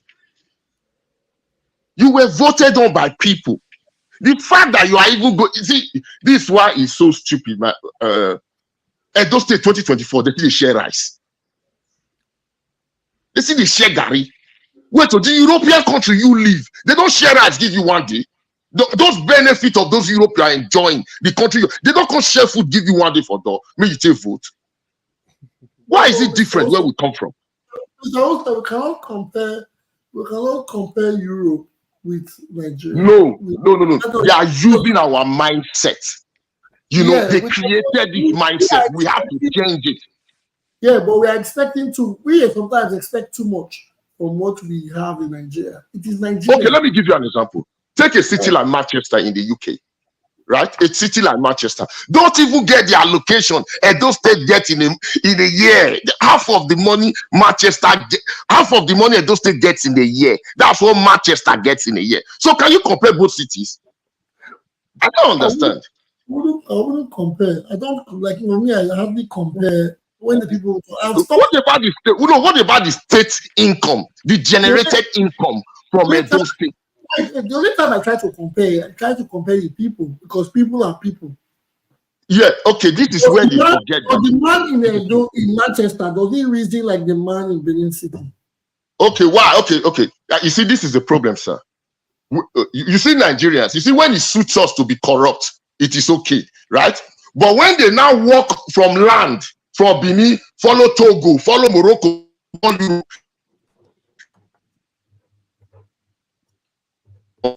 then let's just form our own politics, create our own kind of economy. We'll not follow this capitalism because that's not what we are doing. Simple. Let's not forget about the democracy that was given to us. Let's forget about it and go away. But why are we complaining about what everybody is using right? Why is it different when it comes to us? No, because you see when it go, okay, sorry. Democracy, our religion, our education, our health, everything is always on the opposite. It works out for every other person in the world, but when it comes to Nigeria, it becomes different. Why? Okay, I'll tell you exactly why. Because there's no. Okay, I'll give you exactly why. I'll give you an example. Every Nigerian that I've seen that comes to the UK, they observe the law. But the moment they are in Nigeria, that same law to them, right? That same law doesn't apply, right? Yeah. It's not because, okay, I'll give you an example. Why would I observe a law that my governor doesn't observe? How do you know your governor doesn't observe it? Okay, I'll give you an example. Okay, you guys were talking about this guy that he invited, that Bush Edo State man. You see, you know what? So they irritate me for this Edo State. You know, I grew up in Edo State. When they say Ajebo children, when they speak English, look at all this around, all this educated illiterate. Wait, you know, see doctor invite from UK, from Japan, from Germany. You know, see businessmen, engineers that are beneath to encourage them to come back home. Now, dirty or we are talking about. Hold on, my brother. You cannot use that word to call Iranigo a dirty man. Okay, sorry. I apologize. I totally apologize. I want to say something on that. If the governor goes to bring a different person, I understand what they're trying to say. They will say the governor is being selective. No. Are you telling me those two people will say? Wait. It's not just to shout. Did the American embassy chancellor was in Edo State how many days ago? Was the German embassy wasn't in Edo State how many days ago? Yeah. Okay, let me correct you. Let me correct you, please. Can I just answer that, man? You say German chancellor. What does that mean to Edo State? What does that mean to Edo people? What does that mean to talk about Edo State healthcare? The American embassy consulate people that was in Edo State. Is this the first time an ambassador has been coming to Benin? Bros. But you were just screaming now that they invited them. Obaseki brought people from outside the states, intellectuals. They say he's bringing people from other places. He's bringing consultants. You see one thing there. Let me tell you something. You're comparing let me Manchester come in this. Joe Bosco, beg, borrow me your slide. Let me observe, please. Thank you. Okay, so we will observe. You're coming now. Please, can I just conclude that? No, we'll not conclude. I won't conclude. I'll just say my. Okay. Should I talk? Hello, can you hear me? Yeah, I can hear you. Can you hear me? Can anybody hear me? Yes, I can hear you. I can hear you very well. My host, can you hear me? You want to say something? We are waiting for you to round up so he can, Mr. Oster can finish.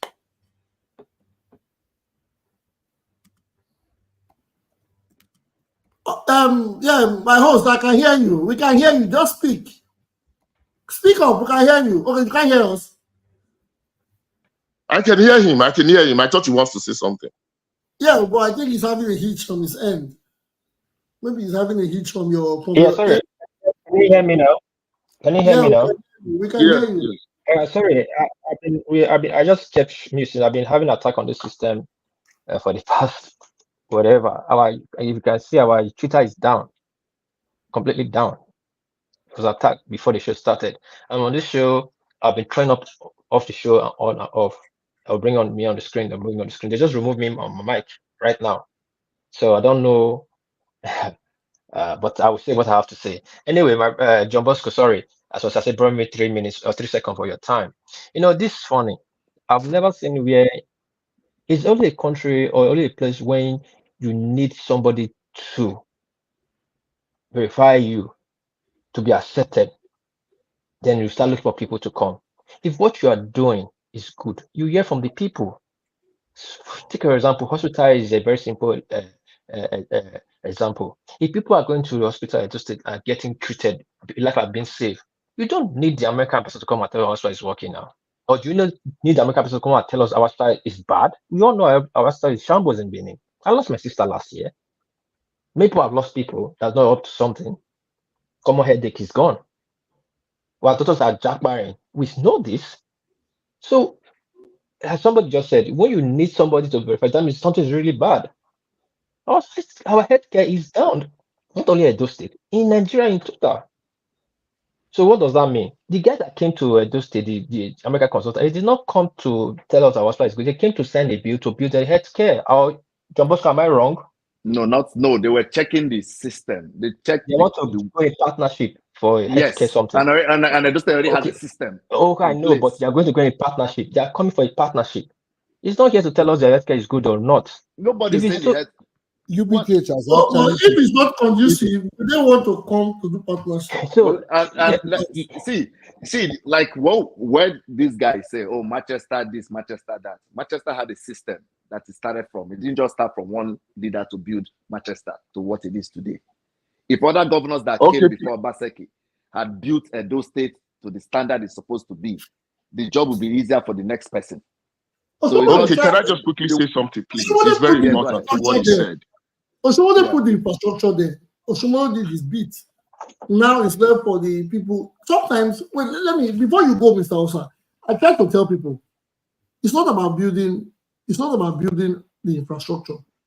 It's about having what it takes to run it. You can build a very fine hospital, but the doctors are not doing the right job, or they're doing it for personal interest, or the nurses are not qualified, or the patients are not ready to pay. So that is how the thing falls back. Or the government is not ready to furnish it to standard. Those are where there are areas. Oshomole has done the best putting the structure there. I remember one time they said the equipment in the hospital were borrowed and they were going to be returned. Those were political issues. Now, why are we still on? What's the problem? We have to know what the problem is. Is the hospital working? Is it up to standard? How does it get to standard? Are the doctors qualified professionals? Those are the hospital is not up to standard. Good. I can say that for a fact. What makes it not up to standard?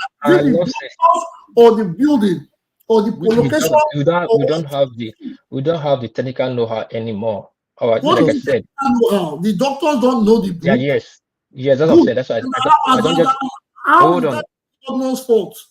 The governor is not the medical. Let me land now, please. That's why I said I blame in Nigeria. We get Jackpot syndrome.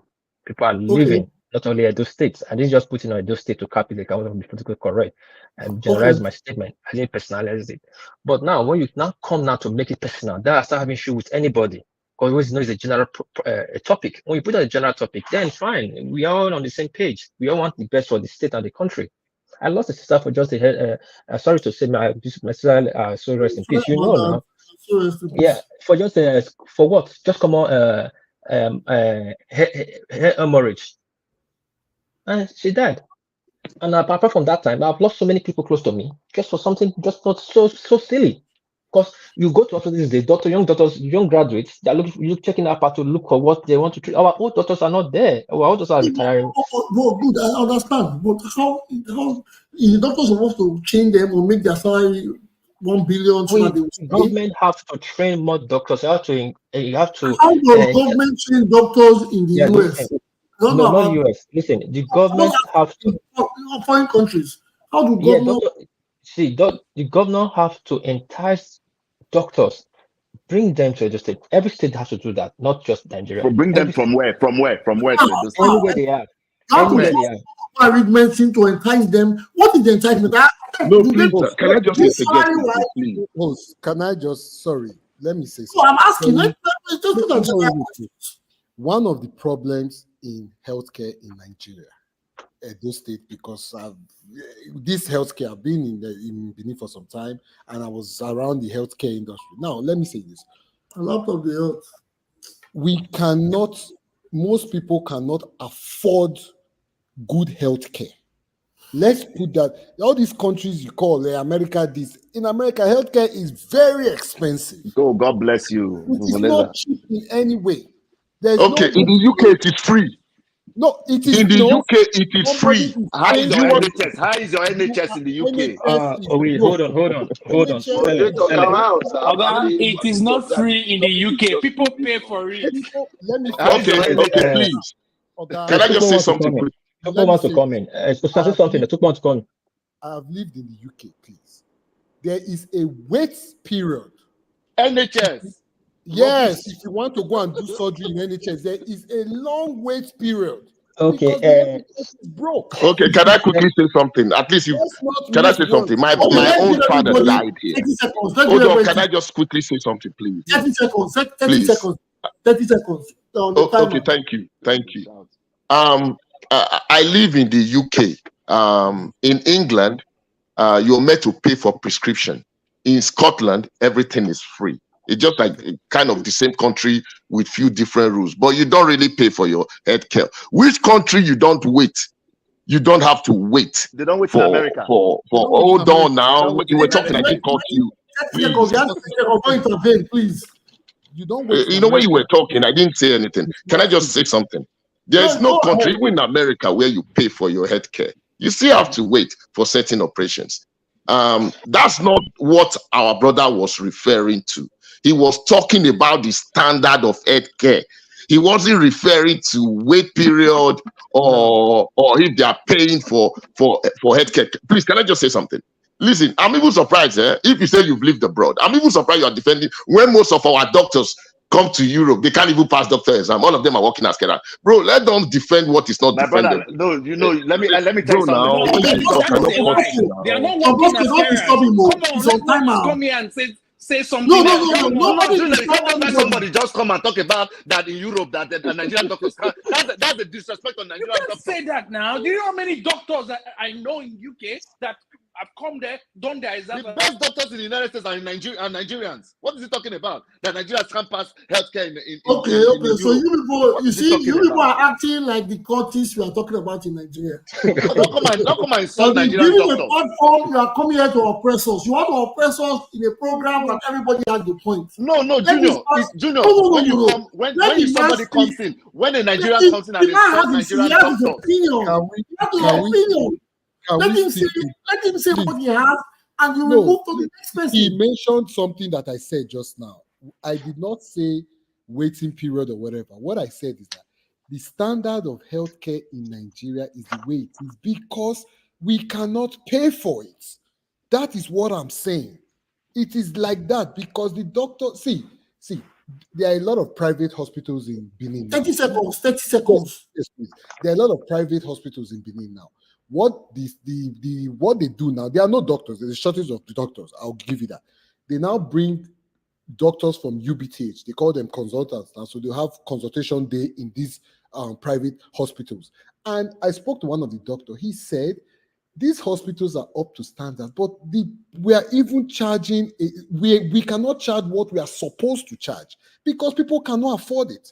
So it's still a business, whether we like it or not. Healthcare is a business. People cannot afford. Thank you very much. I've done 30 seconds. Thank you very much. Yes. Do I have 30 seconds? Do I have 30 seconds? No, you have somebody's own. So you have 15 seconds. Yes.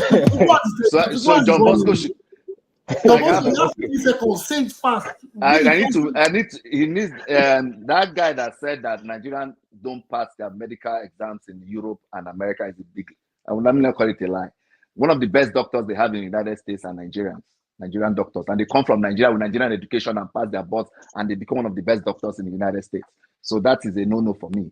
To disrespect Can I just say? 15 seconds. You have done 15 seconds. Thank you, John Bosco. Thank you, John Bosco. Who is saying that? Who is saying something? Who wants to say something? It was me, Osas. Also, you have 15 seconds. Okay, please. I just wanted to clarify a point. You see, when I mean, I think they are trying to twist the point I'm trying to make. If 100 Chinese doctors leave China and go to the US, to the UK, the only reason they would not pass, if they would not pass, maybe 2 or 3.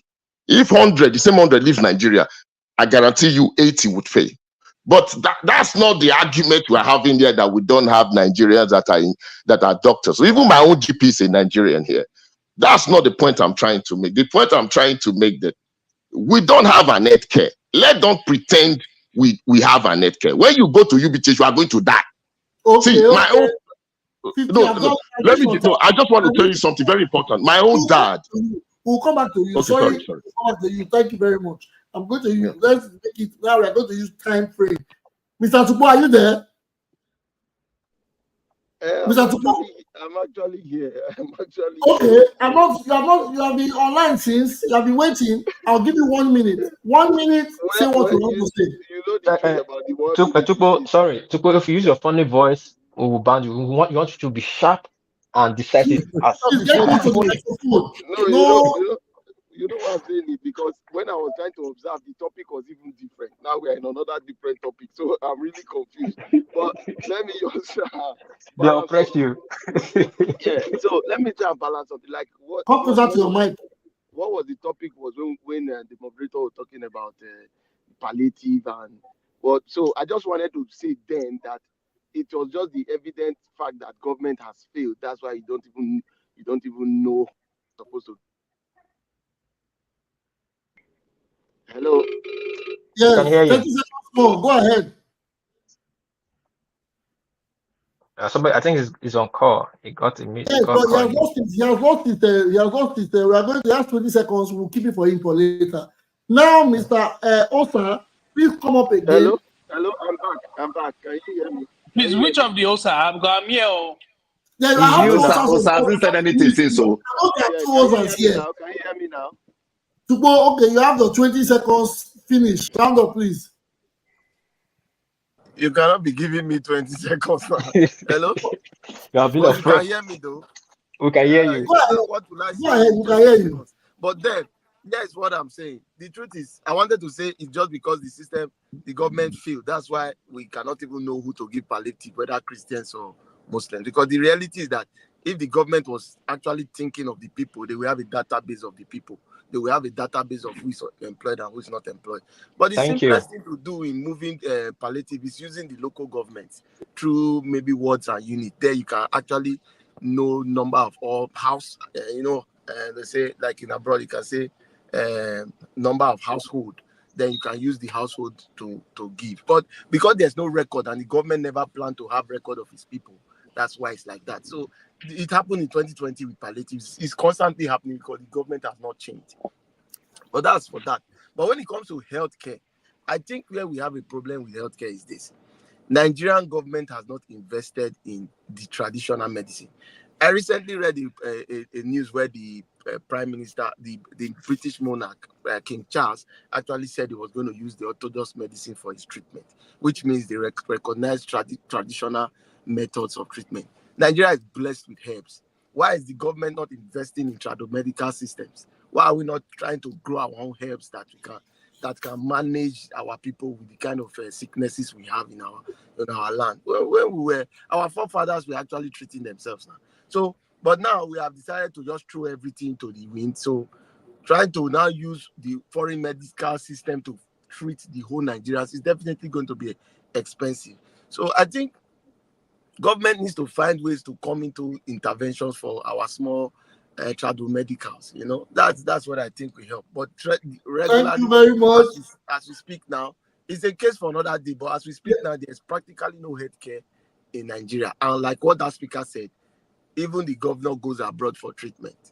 Thank you very much, Mr. Tupo. Thank you very much. But get it right. No, there's no but. There's no but. Thank you. No. You have made your submission. Right. Government has failed. That's why it doesn't know the number of people to give palliative. Okay. We'll get that. I'll deliberate on that. Hold on. Even in this society where we talk about, the people get the palliative because the government knows them. You can't take it 2 times here.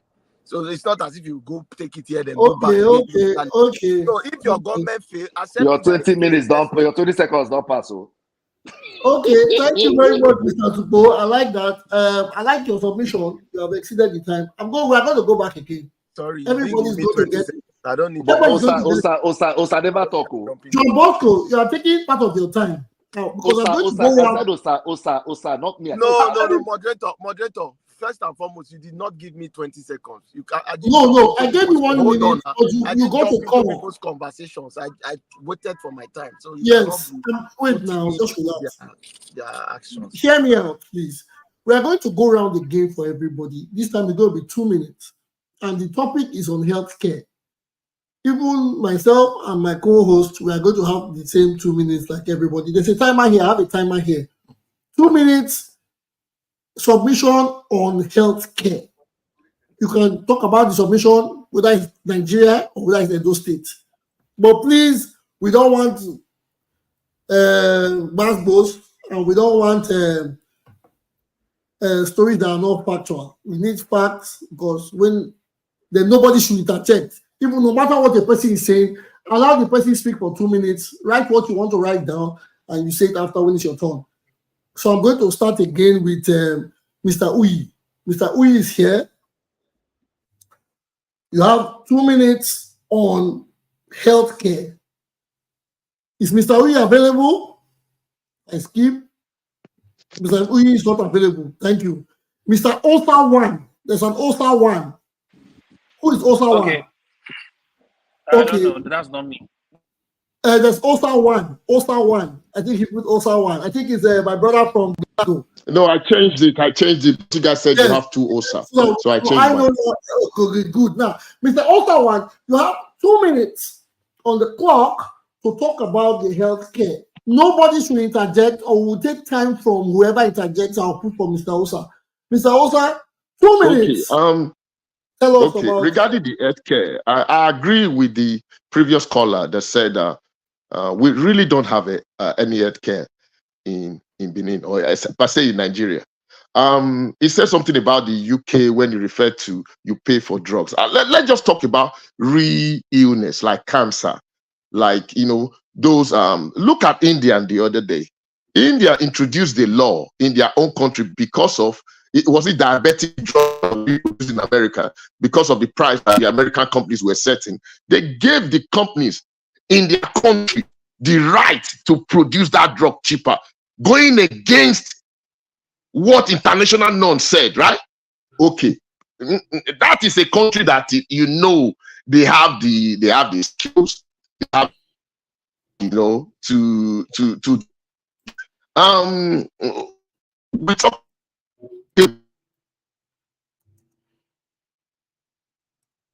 Is it my network or is it network?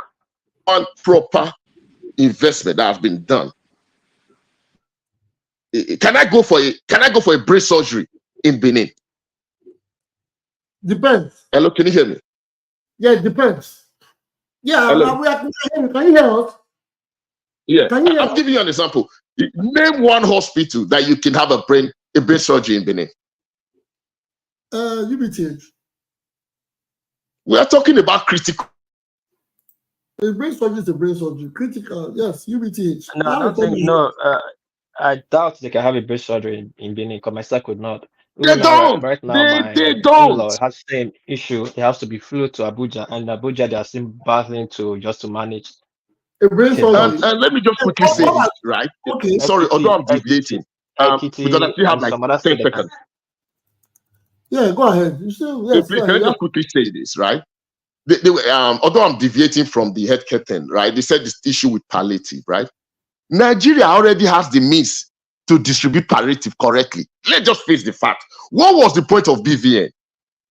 Now, you know Nigeria, now you can't open two accounts with two different names. What was the point of BVN? What was the point of RNI? Right? Those are for identification, right? I don't know for identification. The truth is simple, it's a scam. Right now, there's already a budget for that palliative, $1 billion naira a month. Come on, we know what that is for. we know it's. Sorry? You have 10 seconds. 10 seconds. Okay. I'll just give other people time to talk. That's fine. That's fine. I'm done. Now, on the question you asked, can a brain surgery be done in Benin or in Edo State? This is Google. I put brain surgery in Benin. And he said the development of the neurosurgery in Benin, a low-income French-speaking country. They talk about Cotonou, and I said then blah blah blah. Then they said the University of Benin. No, they don't. They don't. I'll give you an example. Now wait. Just hold on. The University of Benin Teaching Hospital UBTH in Benin City also have a neurosurgical ward facility that was established in 2007. That is my only take. And we are not going to. Okay, let me just say this to you, sir. Please, just 5 seconds. Neurosurgeons, but this is the information I've got here. Okay, let me give you. Sorry, just 5 seconds. My dad, right? My dad was sick. I think for nearly 2 years in Nigeria. He went to some of the best hospitals in Benin. Nobody could tell us what was wrong with him until we brought him to the UK. He died in the UK. It was his first proper diagnostic was done in the UK. Later found out he had cancer. No single hospital in Benin could diagnose it. It was even a GP that diagnosed it, not even in an hospital setting. I'm not talking about my father went to hospital, they laid him down. No, he was actually diagnosed in a GP office. Okay, those who've been to the UK understand what I'm trying to say. Yeah. For 2 years. Okay, understand. There are two neurosurgeons in the Edo State, Benin City, Dr. Aziz Akinyele Abiodun and Dr. David Udo. There are two neurosurgeons in Edo State.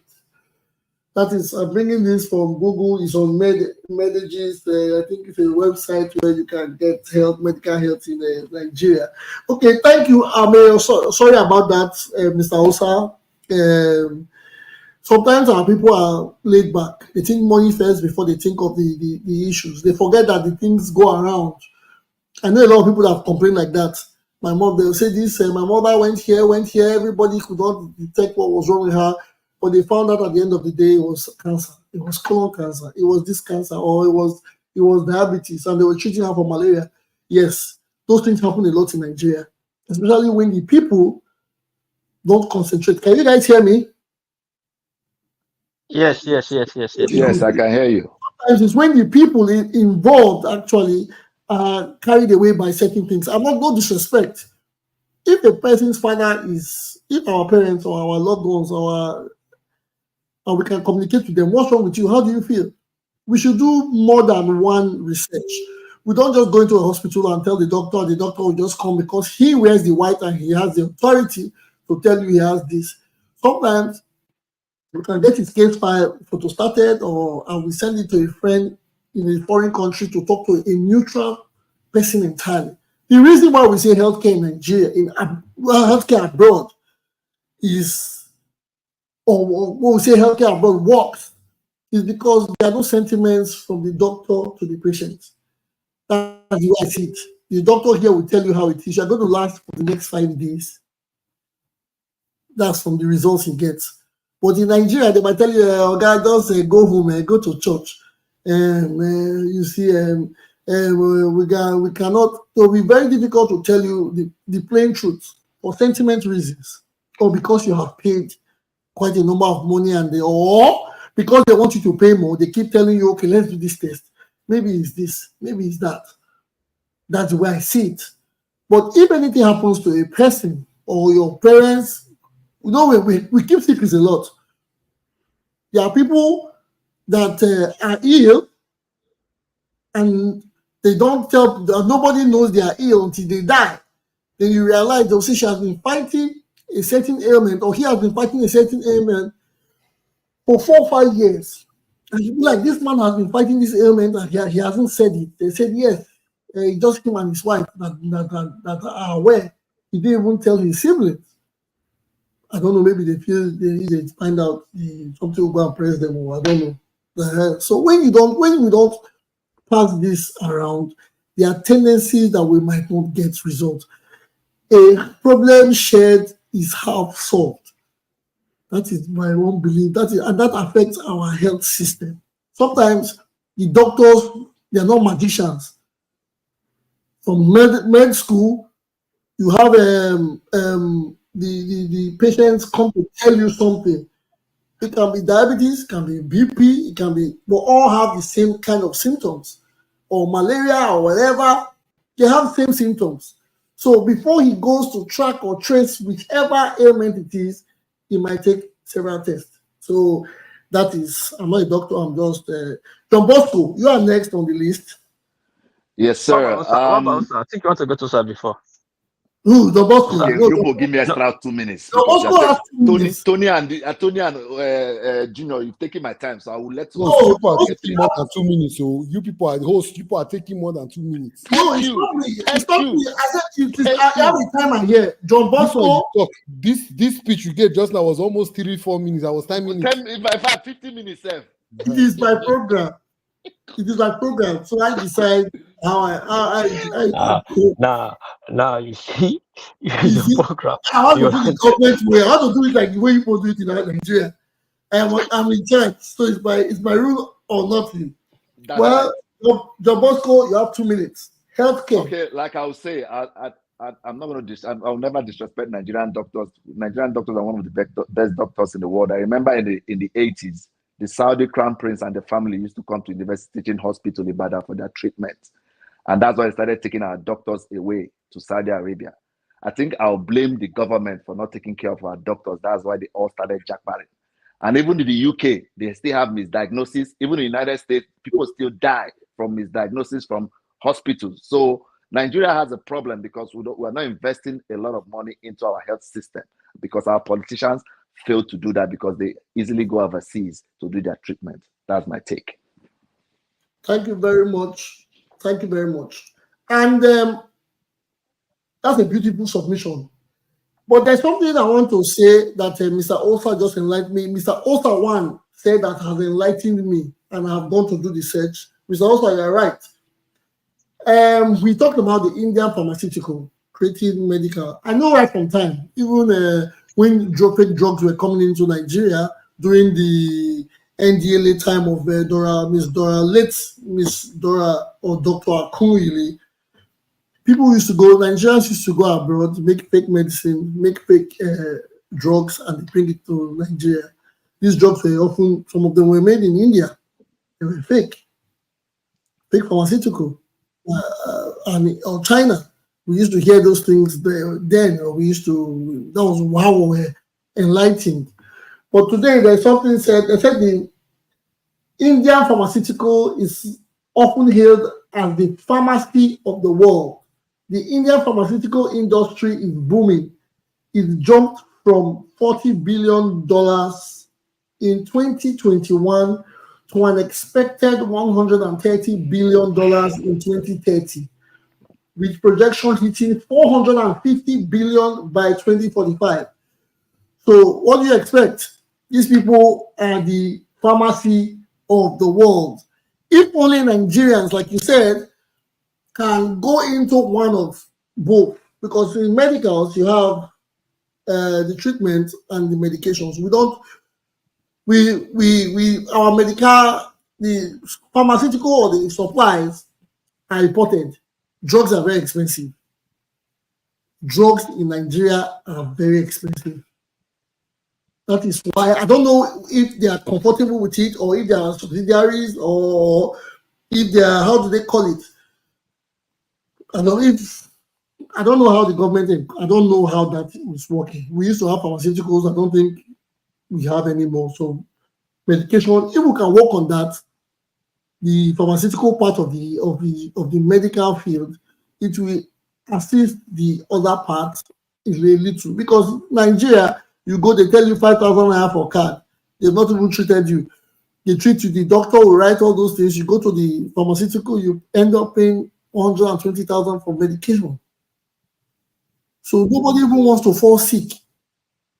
Nobody is that those alone can give you a heart attack.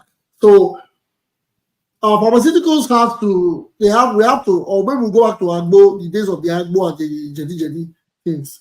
But it's okay. We'll go move forward from there. Thank you, Mr. Osa. I like this information. Mr. Bubuzela, you are next. You have 2 minutes. All right. On the health matter. Now, healthcare. Are we where we want to be in healthcare in Nigeria? No, we are not. I will tell you that for free. But we have UBTH, for example. They celebrated their 50th year. And Junior, check your phone. I sent you a link. They did open heart surgery in UBTH. Whether you like it or not, they did it. It's there. Everybody saw it. Now, in terms of the cost of healthcare, we in Nigeria, we want a lot of free. We don't want to pay for healthcare, but we want good healthcare. Now, to give birth to a child in America, I have helped people pay their hospital bill when they come to the US to have their children. The cheapest you will see to give birth in America, if you are paying out of pocket, is $13,000. Can anybody afford to pay that same amount in Nigeria? No. But when we go to these hospitals in America, we say, oh my God, the thing was this. You forgot how much you paid. But if you come to a hospital in Benin and they say, okay, bring 2 million naira for delivery and childbirth, people will say, where we want to see that one from? So yes, is the healthcare where it's supposed to be? No, it's not. I'm not going to sit down here and say everything is nice and good. But still, there's still a problem of cost. Healthcare is expensive. Good healthcare, is expensive. In some countries, yes, it's free, but it's being paid. That cost is being offset by taxpayers. The tax bracket, the tax percentage in UK is very high, and most of that money goes to the NHS. In America, you can pay your health insurance every month. Some people pay almost $400 for health insurance, whether they use the insurance or not. So there's a pool where all that money go into and is used for everybody. So our problem, I think, the government has to put in some fund into healthcare, but still, the citizens, we still need to bring out something from our pocket to be able to pay for affordable healthcare. Because if I open a mega hospital in Benin, it's a business. I want to get my money back. If I bring all the MRI machine and whatever, scan this, scan that, when it goes bad, it's foreign exchange that used to buy the parts and all of that. So we still have to look at that point of view. Now we are going to government hospitals, UBTH and specialists. Oh, they're free. Those hospitals are cheaper. But guess what? Who is going to pay for that? Somebody has to pay for it. Government says they don't have money for it. Citizens don't really pay tax in Nigeria, if you want to really say the truth. They don't pay. So now there's health insurance in Nigeria. You can go and get health insurance, and when you fall sick, you can go to the best hospitals. How many Nigerians will take out from their salary to go and pay for health insurance? Not a lot of Nigerians. So let's look at the problem from both sides. The government can do more, and citizens can also do more. Thank you. Thank you very much. That was 3 minutes. It's okay. According to your information, yes, I saw the UBTA Pediatric Dentistry Commiserate 2024 Children's Day on the Monday 25th, blah, blah, blah, blah, blah. Yes, that's a good one. Our health system is not that bad, though, just because we have seen better. But we haven't tested the financial part of that better. Let's not hope to fall sick. And then I put on Google the childbirth in the US price. Average cost of childbirth in the US. Giving birth cost $18,865 on average, including pregnancy, delivery, postpartum care, according to the Peterson Kaiser Family Foundation KFF Health System Tracker. Healthcare can cover most of the cost, but what if you do not have healthcare insurance? So a minimum of, let's say, 18,000, I don't even want to think of it, $18,865,000 to have, that's an average, because some states... my host, that's according to their, that is according to their economy. No, it's $11 an hour for minimum wage. Even for those. Can I quickly interject, please? Is that okay? Yes, interject, please. Yeah, please. I think what that man is saying, what he's failing to mention is that it's just like saying there are different types of economy. There's capitalism, there's communism. When it comes to healthcare, American healthcare and Europe and UK healthcare, it's totally different. It's two different systems. Even as we speak, the conservative government would like to introduce the American form of healthcare in the UK. You see, what he's not telling you that those two systems are totally different. Just like in France, you don't you don't pay for cancer drugs. Most people here can't even afford cancer drugs if they have to pay for it. But let me address one point that he made. I know people who have the money in Nigeria, they still come abroad for good health care. Why is that? I just want him to answer that. Can I answer? I know somebody right now that is coming to the UK. Sorry? Can I answer your question? Yeah, please. There is some level of, I don't want to use the word, but lack of better word, ignorance.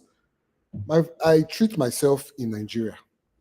I know why I say I treat myself in Nigeria, because in Nigeria, they can use all sorts of, how will I put this now?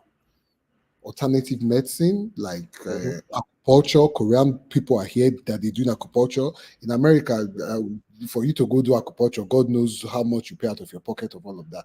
Now, these things are here. In Lagos, you have Osibanjo, our vice president, he did a procedure somewhere in knee surgery, Duchess Hospital in Ikeja. It's very expensive. Don't get me wrong. It is very expensive. Everything is there. Did you just say a knee surgery? Actually, one of the best knee surgery places in Benin is owned by an Indian man. We know that. There are these companies in Nigeria. They are foreign owned. Junior, I have to interject to say something, please. About let people finish. Okay. After I finish, I'll say something about UBTH. There are doctors in Nigeria, Indian doctors, foreign doctors. There are hospitals in Nigeria run by whoever, but they are based in Nigeria. Everything is there. It's very expensive. That is my point. If you can afford it, everything is here. The point I'm trying to make is that I think the point you're not saying, even when you have the money, what is even the chances that you're not even buying fake drug? That's why I say hold on now. Please. Let me answer. The reason why people go give birth to children abroad is because of the citizenship. Let's call it a spade.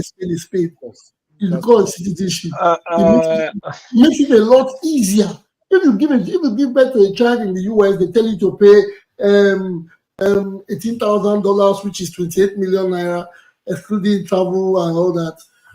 Your child is an American citizen. If you are going to Nigeria, do you know that child you cannot take that child after giving birth to the child here.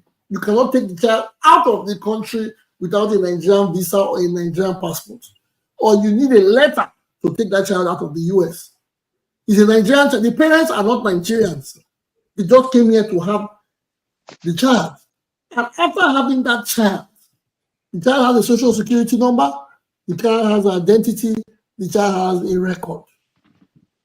And when you are leaving, you cannot leave with that child until the child has a visa to the country he or she is going or whatever, or have a passport of that country.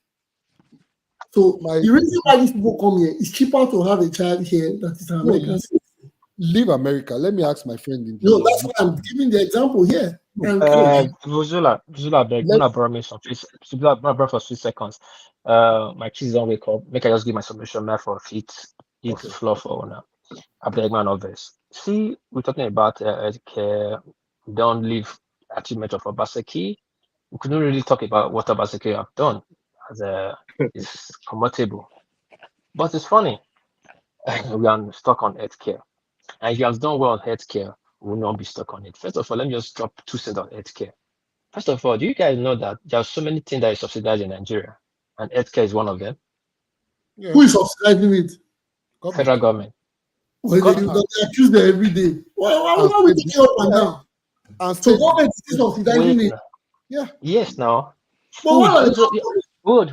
That's why I'll just keep quiet. When I start this chair, people just feel like talk. I just talk. I'm just putting so many information, but I don't talk. I just keep quiet and let people talk. And it's funny. I see what happened to move shift goalpost because of political leaning and this thing.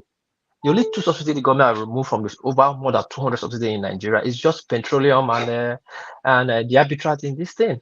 And diesel subsidy and the petroleum. Yeah, and kerosene. That's the subsidy removed. Then the arbitrage. Healthcare is the rest cheap. That's why it's the rest. Yeah, the rest are still there. Healthcare still have subsidy. Now, let me just push further. Nigeria is supposed to be like Saudi Arabia, like all this oil produced country, which healthcare not supposed to be a problem, not supposed to be expensive for us because we are making money from oil. Let's assume that oil is not really that enough now. Do you know Edo State is supposed to have one of the best healthcare? Wow. We get 13% derivative from oil producing states. Data, uncle. Is that the highest? Hold on. Listen. Please don't move the goalpost. I'm talking about my state. Is that the highest? The state with the highest derivation from it? Is that the highest? Yeah, it's not all states. It's only 13 states only 9 states in 36 states that received that derivation. So it's like Edo State receiving the highest in 90. It's not about the highest. It's not about the highest. According to our own need, the money is very enough for us. Now, we still have subsidy on healthcare too, plus that.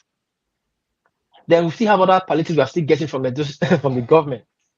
Yet, our healthcare is on private hands. All the things we are talking about, healthcare in Nigeria, did surgery. He did on the private hospital. Will you send me a link? The link he sent is a private hospital. We are talking about state-run hospitals. I don't understand. My co-host. Okay, can I? No. Hold on. Let me hold on. My co-host, I don't understand your point too. Maybe you don't. Okay. No. Wait. Look at my point. Our few good doctors we have left now in Edo State or in Nigeria in general, they are in private hands. Those are private companies, which is expensive. You cannot access. It's not so. You cannot say that because somebody. But I know doctors that work in government hospitals here. Wait now, wait. They have it here too. OGBN. On papers, everything seems right in Nigeria, not only at the state alone. It's Nigeria thing. Everything sounds right. Doctor, you can see doctor in UBTH. If you want to have an operation, say come to my private clinic to have an operation. But those days, it has been happening, but now it's rampant. Now, to access a very good healthcare in Edo State, you have to have the connection to know the place, and you have to have the money. So now, what happens to the life of the poor man or the average man? It becomes a problem. Let me tell you something. Now, let me give you to use first and foremost. You see, in Nigeria, we give our categorize ourselves in different ways. You see a man, because he has big house, he doesn't want to go to UBTH because he feels UBTH is a public hospital. He would prefer to go to Benoni as before, or the private firms, or Budo, the one they have in Abuja, that is for mad people. Then, or they like to go to a big hospital where it looks like a hotel. Forgetting that. 50% of Benin don't have that loss. No, what they're talking about? Of Benin people don't have that loss rate. The best hospital in Benin is UBTH. I know that one for sure. The best hospital in Benin is UBTH. The hospital with the best doctors in Benin. That's what I mean best. I don't talk about it. That's the story I wanted to give to you people. Let me give you one story. Whether it's 17-story building, that's what let me give you one story. Hold on. Let me give you one story about UBTH. You want to go there for the best of and the people with long-term value is UBTH. The doctors are not all young doctors. They are doctors that have been in the game for a long time. Doctors have been retired. So they have retired. They have retired. My host, they have retired. I think they hardly retired. Yes, there's problem right now in UBTH. There's a vacuum between the young doctors and the old doctors. Hold on now. Hold on now. Mention names. Hold on now. I want to know what Tony want to. Listen. The jackpot syndrome is affecting everybody. Has created a big Hold on now. Hold on. My uncle is a professor. My uncle is from the CMD of UBTH. My in-law is that Dr. What's his name? Momo. Egiagba is there. I'm calling you the old doctors there now. They're almost retired. Almost those. Not. You say they are. They're old. Listen now. Listen. Almost retired. Some are retired. Some are old. They can't even stand 3 hours of work anymore. Very old past their age. Now we have young doctors to fill that place. And the young doctors is a vacuum. You understand? Hello. Can I say something? What are you want to vacuum, please? I don't understand when you say vacuum. This explanation you talk. I just go from Junior, can I come in at this point? Go ahead. Okay, let me tell you. Good evening, everybody. When before you say things, you don't just check the present state of the hospital. Have you been to UBTH of recent? Have you checked the facilities in UBTH? Do you know how long it will take you to see a doctor? Do you know you can go to UBTH and do you know I had somebody that was going for a UBTH for his child. They say he has to be there by 5:30 in the morning. That the doctor only sees 6 people, 10 people per day. After that one, till the next week again, every Friday is when the doctor sees as regards that procedure. So when sometimes it's not that people don't like to go to this government hospital. Some of the doctors there don't even know what they are doing. I must tell you, because I have seen a scenario where a family, my sister's kid, son, when she gave birth, there was a procedure they wanted to do on the kid. Do you know the doctor pumped too much anesthesia into that child? After the procedure, that was where the child passed. You understand me? How do you expect that same woman to go to a government hospital? Are you getting what I'm saying? How do you expect? So if you see some of these doctors in the so-called government hospital, they are just there. In short, hospitals in Nigeria, very few of them are there that know what they are doing. I must tell you, a lot of them are just there for the money. Yeah, your network is hanging. Is it me or him? Okay. No, it's your network. When it's your network. But let me hold. Okay, yeah. When he breathes, it's like as if he's breathing hard. As if he's breathing hard. It has to do with the throat, I guess. We went to a hospital. The doctor just washed his hand and came out that I just did a procedure now. It's a normal thing. We just enter the throat to scrape it off. The thing will stop.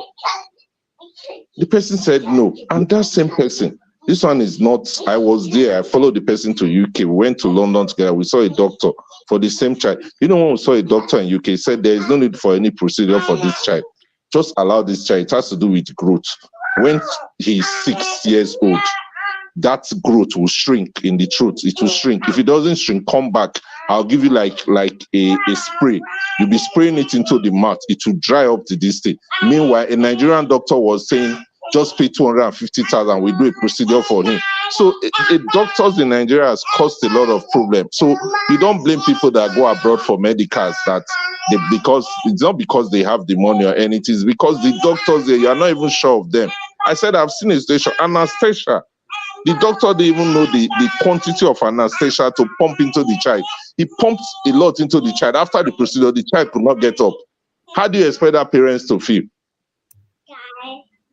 So when we say things, we don't just say they are good hospitals, they are good. I've gone to UBTH or Christian. I saw the state of things in UBTH.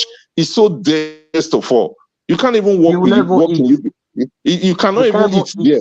It's dirty. When I mean dirty, it's smelling. Everywhere is smelling. That's why I said, no, calm down. That's why I said a lot of people will say, I will not go to UBTH because yes, now. So a lot of people, not that they come abroad. But now these doctors have their own private institutions, or they have their own private residencies, that hospitals that they have, that they receive patients privately. The way it is, a doctor has his own practice and he works with the government because the government does not mind. Every Tuesday and Wednesday, you can come to your public to UBTH to attend or have surgeries. It is like that here.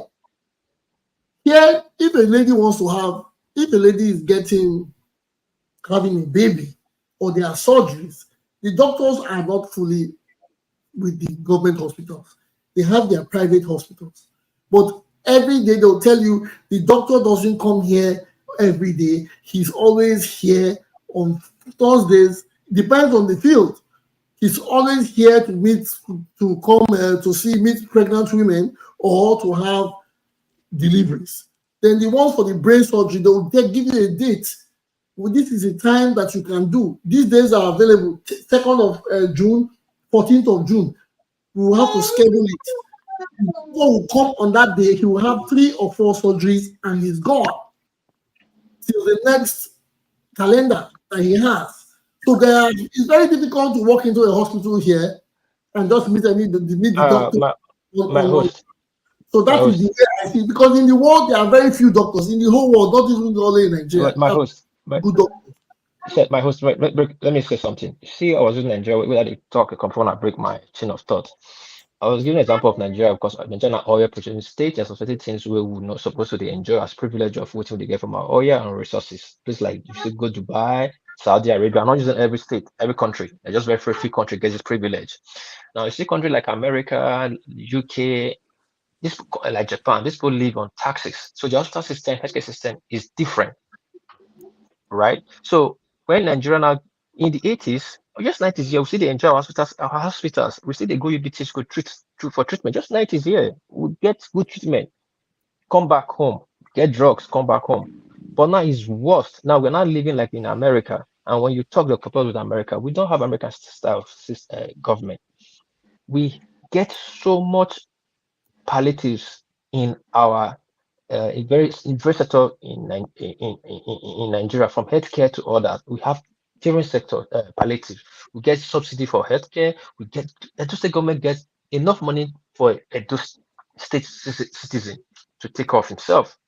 So we're not supposed to do private hospitals. It's wrong. UBTH is lacking doctors. What doctors are there? They are way past their retirement age. Is the problem right now in UBTH? But UBTH is not under Edo State government now. Listen, I'm saying federal. We are talking about federal. Yes, I understand. Now, Jackpot syndrome is affecting Nigeria in general. No, I didn't want to go about the federal or the state hospitals. Okay, Let's not go federal or okay, state hospitals. okay, Let's okay, okay. just Now, talk about yeah, the And another thing, I think the now, biggest like problem we wait a have in Nigeria is let me only launch, private Bosco. hospitals should be private, not government owned. Oh, hold on. No, let me hold on, please. That's why when you go back to my summation at the beginning, we Nigeria we will get money. Oh yeah, and all that. Our hospitals supposed to be government hospitals, so that they will get enjoy the subsidy.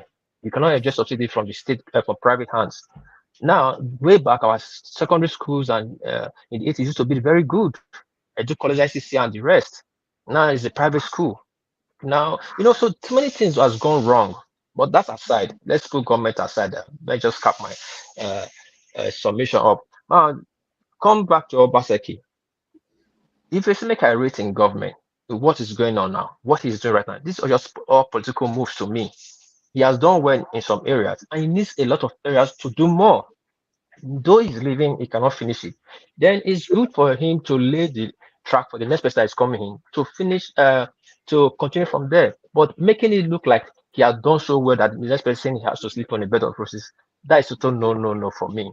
And for the people saying that the governor can bring anybody to come and do assessment, you don't need anybody to come and do assessment. If you need people to do assessment, you have AIT or you have EBS. You have two independent TV on Edo State that you can give. You go and do assessment of the states. Not you're mute. You're mute, my host. If you're talking to me, you're mute. If you're talking to me, my host, you're mute. If you're talking to me, okay, I sorry. hear you. So you don't have to bring one person that everybody's agreeing now. I don't want to call him names to agree with now to come and start telling those state citizens this what Obaseki have done. What the same thing is doing, the person is doing is going to road in 21st century. Is this road that we're going to use as a threshold that Obaseki have done well? So there are so many things that is not right. I'm not saying wrong, but it's not right, and we should call it out. Of course, people will be political about it. That is fine with APC and PDP, but I'm not a politician. I'm just saying the way I see it, and that is my submission. Let me use the floor for the next Okay, speaker. Let me take off my kids. thank you. As it is, we have almost hit the 4th hour. It's about time. So there's no everybody want to say thank you for coming today. But first, before I go, I have a message for everybody watching the program, people not watching, people to watch, so people in Edo State. As the elections are coming, they are coming soon, and voter registration has begun. Please let us encourage people who are eligible to go out and get registered. I will be a part of the process as I will go and register too. For those that can vote, those that are eligible, please, you have your PDCs, please go register so that you can participate in the decision making of the Edo State politics. The registration has started. I don't know how long it's going to be for, but it has started. Tell your friends, tell other people, let them go and register so that we can get a meaningful outcome at the end of the day. That is it. And as usual, I want to give my African proverb. To talk. You Mr. didn't give me the time to speak, but Okay. I'll let it slide. I'm not saying anything. Thank you. Okay, sorry, Mr. Osa. Sorry, yes, sorry. Well, we'll make you the first speaker in the next episode. But as it is, the African proverb says, "The grasshopper is a feast for the hawks." The grasshopper is a feast for the hawks, which means if we are not united, our doors will be open for attack. Which means if we are not united, our doors will be open for attack. This is what we are saying here is we have to come together to make one front. We have to come together to get a solid outcome. Yes, we may differ, we may think different, but It's only left for us to agree to disagree. It's only left for us to see that the current governor, is doing what he's doing, or he's not doing what he's doing. But at the end of the day, we have to realize that we are all trying to project for a better state for us all, regardless of political party affiliations, tribe, religious group, class, etc., sex, or whatever. Edo State, if Edo State becomes the best state in Africa, it's only proper that every Edo indigene, when I mean Edo indigene, whether you live there, you were born there, you are from there, or you have lived there, or you migrated there, or you migrated out of there, would have something to be proud of. It's like we are complaining, just like now we are talking about the insecurities. It's affecting people home and abroad, affecting people who have ever lived there, because it doesn't keep the mental state stable. So if Edo State becomes the best in the country or in the continent or even the world, it's going to favor us. We are all going to boast wherever we are from Edo State. Yes, because even abroad these days, when you see a foreign person, where are you from? Says, I'm Nigerian. They'll say, oh, are you Yoruba or Igbo? And I'll say, no, I'm not any of the both. I'm Nigerian. He said, well, where are you from? I tell him I'm from Edo. They'll be like, oh, Edo, you're from Edo. I'll say, yes. It's not like we are not. They know us from everywhere. So it's only best that we hope for what will make us outstanding. So the best thing we should do is come together and make it work. I thank you all for coming today. I thank you all for being in the studio. Vuvuzela, please try to be regular. I know you're busy. I thank the OSA, Mr.